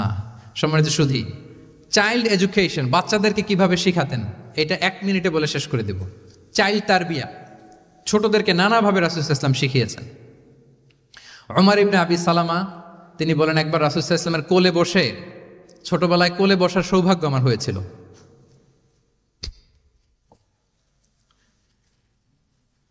এবং আমাদেরকে খাবার দেয়া হলো, তো তিনি ছোট মানুষ, একবার এদিক থেকে খায় ওদিক থেকে খায়। রাসূল সাল্লাল্লাহু আলাইহি ওয়াসাল্লাম বললেন, ইয়া গোলাম, হে শিশু, সাম্মিল্লাহ, বিসমিল্লাহ বলো। ওকুল বি ইয়ামিনিক, বা হাতে না ডান হাতে খাও। দেখেন ছোটদেরকে কিভাবে শেখাতেন, তারবিয়া, চাইল্ড তারবিয়া। ওয়াকুল মিম্মা ইয়ালিক, তোমার সামনে যেটা আছে ওইটা খাও, এদিক থেকে ওদিক থেকে চারদিক থেকে নিও না। রাবি বলেন যে ফামা জালা তিলকা তু'মাতু বাদু, উনি বলতেছেন এরপর থেকে আজীবন আমার খাওয়ার স্টাইল এটাই হয়ে গেছে। নবীর ওই কথা আমার কানে ঘন্টার মতো বাজে। খাওয়া শুরু করলেই আগে আমি বিসমিল্লাহ বলি, ডান হাত দিয়ে নেই, আর আমার সামনে যেটা আছে ওইটা থেকে খাওয়া শুরু করি। দেখেন চাইল্ড তারবিয়া কিভাবে করতেন। তাহলে এটিকেটস অফ হ্যাভিং ফুড কিভাবে খাবে রাসূল সাল্লাল্লাহু আলাইহি ওয়াসাল্লাম শিখালেন। আপনারা জানেন যে হাশিমি খানদান, মানে বনু হাশিমদের জন্য জাকাতের সম্পদ খাওয়া, রাসূল সাল্লাল্লাহু আলাইহি ওয়াসাল্লামের বংশের জন্য জাকাতের সম্পদ খাওয়া হারাম। তো একবার জাকাতের সাদাকার খেজুর ছিল স্তূপ করা, রাসূল সাল্লাল্লাহু আলাইহি ওয়াসাল্লামের নাতি হাসান রাদিয়াল্লাহু তাআলা আনহু, ছোট্ট মানুষ, এসেই ওই খেজুর নিয়ে খেতে আরম্ভ করল। দূর থেকে রাসূল সাল্লাল্লাহু আলাইহি ওয়াসাল্লাম দেখে বললেন, কিখ কিখ এরমি বিহা। কিখ কিখ মানে আমরা বাংলা যেটাকে ওয়াক্থু, ওয়াক্থু মানে থু মেরে ফেলে দাও। এটা বলে তিনি হাসান রাদিয়াল্লাহু তাআলা আনহুর মুখ থেকে খেজুরটা বের করলেন আর বললেন, আলা তা'লাম আন্না লা নাকুলু সাদাকা, মানে নানা ভাই, আদরের নানা ভাই, তুমি কি জানো না আমরা সাদাকার সম্পদ খেতে পারি না, তাড়াতাড়ি ফেলে দাও। মুখ থেকে টেনে যে খেজুরটা নিয়েছিলেন হাসান রাদিয়াল্লাহু তাআলা আনহু, সেটাকে রাসূল সাল্লাল্লাহু আলাইহি ওয়াসাল্লাম বের করে দিলেন। তাহলে এখানে কনসেপ্ট অফ হালাল এন্ড হারাম ছোটবেলা থেকেই নানা ভাইকে উনি ক্লিয়ার করে দিচ্ছেন। আব্দুল্লাহ ইবনে আব্বাস রাদিয়াল্লাহু তাআলা আনহু রাসূল সাল্লাল্লাহু আলাইহি ওয়াসাল্লামের কি ছিলেন সম্পর্কে বলেন, কি ছিল? সবাই বলেন আওয়াজ করে। কাজিন, চাচাতো ভাই। আরেকটা সম্পর্ক ছিল রাসূল সাল্লাল্লাহু আলাইহি ওয়াসাল্লাম ওনার আর কি হইতো? খালু মাইমুনা বিনতুল হারিস রাদিয়াল্লাহু তাআলা আনহা, তিনি ছিলেন আব্দুল্লাহ ইবনে আব্বাসের খালা। আর যেহেতু রাসূল সাল্লাল্লাহু আলাইহি ওয়াসাল্লাম বিয়ে করেছিলেন, ফলে রাসূল সাল্লাল্লাহু আলাইহি ওয়াসাল্লাম ওনার সম্পর্কের আরেক সম্পর্কে কি হয়? খালু। তো উনি খুব ছোট ছিলেন, এত ছোট যে রাসূল সাল্লাল্লাহু আলাইহি ওয়াসাল্লাম যখন ইন্তেকাল করেন তখন ওনার বয়স ছিল 13। আব্দুল্লাহ ইবনে আব্বাসের বয়স তখন কত? 13। তো ফলে ছোট মানুষ প্রায় খালার বাসায় রাতে থাকতো এবং রাসূল সাল্লাল্লাহু আলাইহি ওয়াসাল্লামের আশেপাশে ঘুমাতো। একবার রাসূল সাল্লাল্লাহু আলাইহি ওয়াসাল্লাম ওয়াশরুম করতে গেলেন দূরে, এবং রাসূল সাল্লাল্লাহু আলাইহি ওয়াসাল্লামের অভ্যেস ছিল ওয়াশরুম সেরে এসেই অজু করতেন। তো উনি এসে দেখে ওনার অজুর পাত্রে কে যেন পানি রেখে দিস। জিজ্ঞেস করলেন কে রেখেছে? বলা হলো যে আব্দুল্লাহ ইবনে আব্বাস রেখেছে। রাসূল সাল্লাল্লাহু আলাইহি ওয়াসাল্লাম এত খুশি হলেন যে এখন যে আমার এটা দরকার, ছোট্ট আব্দুল্লাহ এটা বুঝে ফেললো। উনি ওনাকে জড়িয়ে ধরে একটা দোয়া করলেন, আল্লাহুম্মা আল্লিমহুল কিতাব, আল্লাহুম্মা ফাক্কিহু ফিদ্দীন ওয়া আল্লিমহুত তা'বিল। আল্লাহ আপনি আব্বাসকে কিতাবের জ্ঞান শিক্ষা দেন। এবং এই দোয়ার বরকতে উনি রাইসুল মুফাসসিরিন হয়েছেন। এই পৃথিবীতে যত মুফাসসির আসবে সব মুফাসসিরদের সম্রাট হচ্ছে আব্দুল্লাহ ইবনে আব্বাস রাদিয়াল্লাহু তাআলা। আচ্ছা, উনি কি শিখাতেন, কিভাবে শিখাতেন? তাহাজ্জুদের সময় রাসূল সাল্লাল্লাহু আলাইহি ওয়াসাল্লাম নামাজে দাঁড়ালেন, আব্দুল্লাহ ইবনে আব্বাস এসে রাসূল সাল্লাল্লাহু আলাইহি ওয়াসাল্লামের বাম দিকে দাঁড়ালেন। ছোট মানুষ ভাবছে আমিও যে নামাজ পড়ি। আচ্ছা বলেন তো, যদি দুইজন হয় নামাজে, একজন ইমাম আর একজন মুসল্লি, মুসল্লি ইমামের কোন দিকে দাঁড়াবে? কিন্তু আব্দুল্লাহ ইবনে আব্বাস দাঁড়াইছে কোন দিকে? বাম দিকে, কারণ উনি ব্যাপারটা জানেন না। তখন রাসূল সাল্লাল্লাহু আলাইহি ওয়াসাল্লাম কি করলেন? হাত দিয়ে টেনে পিছন দিয়ে এনে ডান দিকে নিয়ে আসলেন। তাহলে রুলিংস অফ সালাতের সুন্নাহ কি, কিভাবে দাঁড়াতে হবে, এটা তিনি শিখালেন ছোট্ট আব্বাসকে, আব্দুল্লাহ ইবনে আব্বাসকে। এরকম অসংখ্য হাদিস আপনি সিরাতের পরতে পরতে, হাদিসের পরতে পরতে পাবেন, যে বাচ্চাদেরকে, শুধু যে যুবকদেরকে, তরুণদেরকে রাসূল সাল্লাল্লাহু আলাইহি ওয়াসাল্লাম শিখিয়েছেন এমনটা না, বরং শিশুদেরকেও শিখিয়েছেন। এইভাবে রাসূল সাল্লাল্লাহু আলাইহি ওয়াসাল্লাম এমন এক শিক্ষা পদ্ধতি আমাদের জন্য উপহার দিয়েছেন, যেটার মধ্য দিয়ে তিনি শ্রেষ্ঠতম প্রজন্ম, the best generation ever on আর্থ, যেটা আমি শুরুতে বলেছি, এবং তার ধারাবাহিকতা এর পরের প্রজন্মকেও শ্রেষ্ঠ প্রজন্ম বলা হয়েছে। এর পরের প্রজন্ম, তিনটা জেনারেশন এই শিক্ষার, এই ওহির জ্ঞানের শিক্ষার ছোঁয়ায় তারা শ্রেষ্ঠ প্রজন্ম হয়েছে রাসূল সাল্লাল্লাহু আলাইহি ওয়াসাল্লামের এই শিক্ষা পদ্ধতির মধ্য দিয়ে। তাহলে সম্মানিত সুধী, আর লম্বা চূড়া আমি করতে চাই না, অনেক লম্বা সময় আমাদের অনেক বোনরা আমি দেখতে পাচ্ছি ওনারা জায়গাও পাননি, দাঁড়িয়ে দাঁড়িয়ে পুরো 1.5 ঘন্টা আলোচনা শুনেছেন। আমাদের অনেক ভাইরা 1.5 ঘন্টা যাবত আপনারা শুনেছেন। আমি একটু সামারি করি, 1 মিনিটে সামারি করে আমরা ক্লোজ করব। আমরা যদি সামারি করি যে রাসূল সাল্লাল্লাহু আলাইহি ওয়াসাল্লামের শিক্ষা পদ্ধতিটা কেমন ছিল? তাহলে বলতে হবে যে এটা উৎসাহমূলক ছিল, আশাব্যঞ্জক, মানে যেটা মানুষকে আশাবাদী করে তোলে, হপফুল বানায়। এটা মানুষকে কি বানায়? সবাই বলেন কি বানায়? হপফুল, আশাবাদী, কনফিডেন্ট বাড়ায়, ইন্সপায়ারিং ছিল এটা।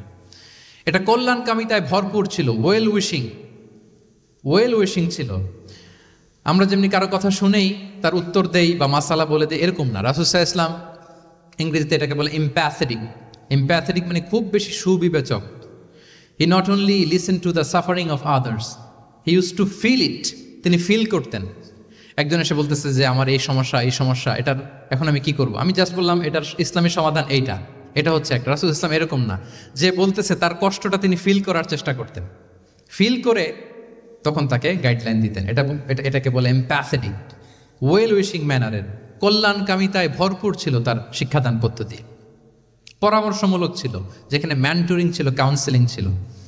মানে শুধু টিচার হলে এটার আউটপুট একটা, কিন্তু if you work like a mentor, আপনি আপনার শিক্ষার্থীদেরকে মেন্টরিং করতেছেন, তাদেরকে কাউন্সেলিং করতেছেন, এটার আউটপুট হবে অন্যরকম। রাসূল সাল্লাল্লাহু আলাইহি ওয়াসাল্লাম he worked as a mentor and counsellor for the সাহাবা। সুবহানাল্লাহ। রাসূল সাল্লাল্লাহু আলাইহি ওয়াসাল্লামের দেওয়ার শিক্ষাটা ছিল বেসিক্যালি অ্যাডভাইজারি। আমরা মাঝে মাঝে অ্যাডভাইজারি নেই, দেখবেন বড় বড় নেতা লক্ষ লক্ষ টাকা বেতন দিয়ে অনেক বড় বড় উপদেষ্টা রাখে, তারা বিভিন্ন ধরনের অ্যাডভাইস দেয়। রাসূল সাল্লাল্লাহু আলাইহি ওয়াসাল্লাম এই সার্ভিসটা সাহাবাদেরকে দিতেন। ওনার শিক্ষাটা ছিল অংশগ্রহণমূলক, মানে এঙ্গেজমেন্ট ছিল। একতরফা আমি বলে গেলাম অথবা একতরফা ওরা বলে গেল, এরকম না। জিজ্ঞেস করতেন, শুনতেন, শোনাতেন, প্রশ্ন করতেন, প্রশ্নের পিঠে প্রশ্ন ছড়ে দিতেন। ইন্টারেক্টিভ ছিল, পার্টিসিপেটরি ছিল, অংশগ্রহণমূলক। এটাকে আমরা, মানে ক্লাসিক স্কলাররা যেটাকে বলে সোহবাহ, কি বলে? আমরা বলি না যে সোহবতের বড় প্রয়োজন? রাসূল সাল্লাল্লাহু আলাইহি ওয়াসাল্লামের সোহবতে মূলত ওনারা নলেজটা অর্জন করেছিলেন। পার্টিসিপেটরি ছিল, এঙ্গেজমেন্ট ছিল। এবং আমরা উল্লেখ করেছি যে Q&A বেস ছিল, প্রশ্নোত্তরমূলক, ওরাল ছিল, যৌক্তিক ছিল, র্যাশনাল, রিজনিং শিখাতেন। কেন এটা হালাল, কেন হারাম, কেন এটা ডুজ এন্ড কেন এটা ডোন্টস, এটা রাসূল সাল্লাল্লাহু আলাইহি ওয়াসাল্লাম বলেছেন। এবং he use to prioritise the youth in training and grooming. বিশেষ করে বয়স্ক সাহাবাদের থেকে যুবকদেরকে বেশি প্রায়োরিটি দিতেন তালিমের ক্ষেত্রে, তারবিয়ার ক্ষেত্রে, কারণ তারাই উম্মাকে লিড দেবে। তারাই কি উম্মাকে লিড দেবে। এই যে এখানে যারা বসে আছেন, আমার তো মনে হয় বয়স 25 থেকে 30, এর আগেই বেশিরভাগ। সো আপনাদেরকে লিড দিতে হবে আগামীর বাংলাদেশে, ঠিক কি না? এই জন্য রাসূল সাল্লাল্লাহু আলাইহি ওয়াসাল্লাম বাছাই করে করে কোন সাহাবীর কি ধরনের যোগ্যতা আছে এবং ইসলামের জন্য এটা কিভাবে কাজে লাগতে পারে, ওইভাবে সাহাবীদেরকে তিনি গাইড করতেন। এবং সেটার ফলাফল তো আমরা দেখেছি, খায়রুল কুরুনি কারনি সুম্মাল্লাযীনা ইয়ালুনাহুম সুম্মাল্লাযীনা ইয়ালুনাহুম। এই ওহির জ্ঞানের স্পর্শে, এই শিক্ষার, এই তালিমের স্পর্শে তারা শ্রেষ্ঠ প্রজন্ম হয়েছেন। এবং তারপরের প্রজন্ম, তিনটা প্রজন্মকে তিনি শ্রেষ্ঠ প্রজন্ম বলে ঘোষণা দিয়েছেন। আমি আর দীর্ঘায়িত করব না। আমরা যদি রাসূল সাল্লাল্লাহু আলাইহি ওয়াসাল্লামের আনিত এই শিক্ষা পদ্ধতি আমাদের শিক্ষা ব্যবস্থার মধ্যে ইনক্লুড করতে পারি, তাহলে আমরাও আমাদের প্রজন্মকে ওইরকম শ্রেষ্ঠ প্রজন্ম হিসেবে গড়ে তুলতে পারবো ইনশাআল্লাহ বিইذনিল্লাহ। আওয়াজ করে সবাই পড়ে ইনশাআল্লাহ বিইذনিল্লাহ। আমি সবাইকে আবারও অন্তরের অন্তঃস্থল থেকে শুকরিয়া জানাই। Discourse on prophetic teaching methodology, এই শিরোনামের আলোচনা প্রায় 1.5 ঘন্টা যাবৎ খুব মনোযোগের সাথে আপনারা শুনেছেন। আল্লাহ তাআলা আপনাদের সবাইকে কবুল করুন, আপনাদেরকে ভালো রাখুন, ঈমানের সাথে রাখুন। আমি অথরিটিকে আবারও অন্তরের অন্তঃস্থল থেকে ধন্যবাদ এবং মোবারকবাদ জানিয়ে আমার এই সংক্ষিপ্ত আলোচনা এখানেই শেষ করছি। হাদা মা ইনদি ওয়াল ইলমু ইনদাল্লাহি আলাইহি তাওয়াক্কালতু ওয়া ইলাইহি উনীব। আসসালামু আলাইকুম ওয়া রাহমাতুল্লাহি ওয়া বারাকাতুহু।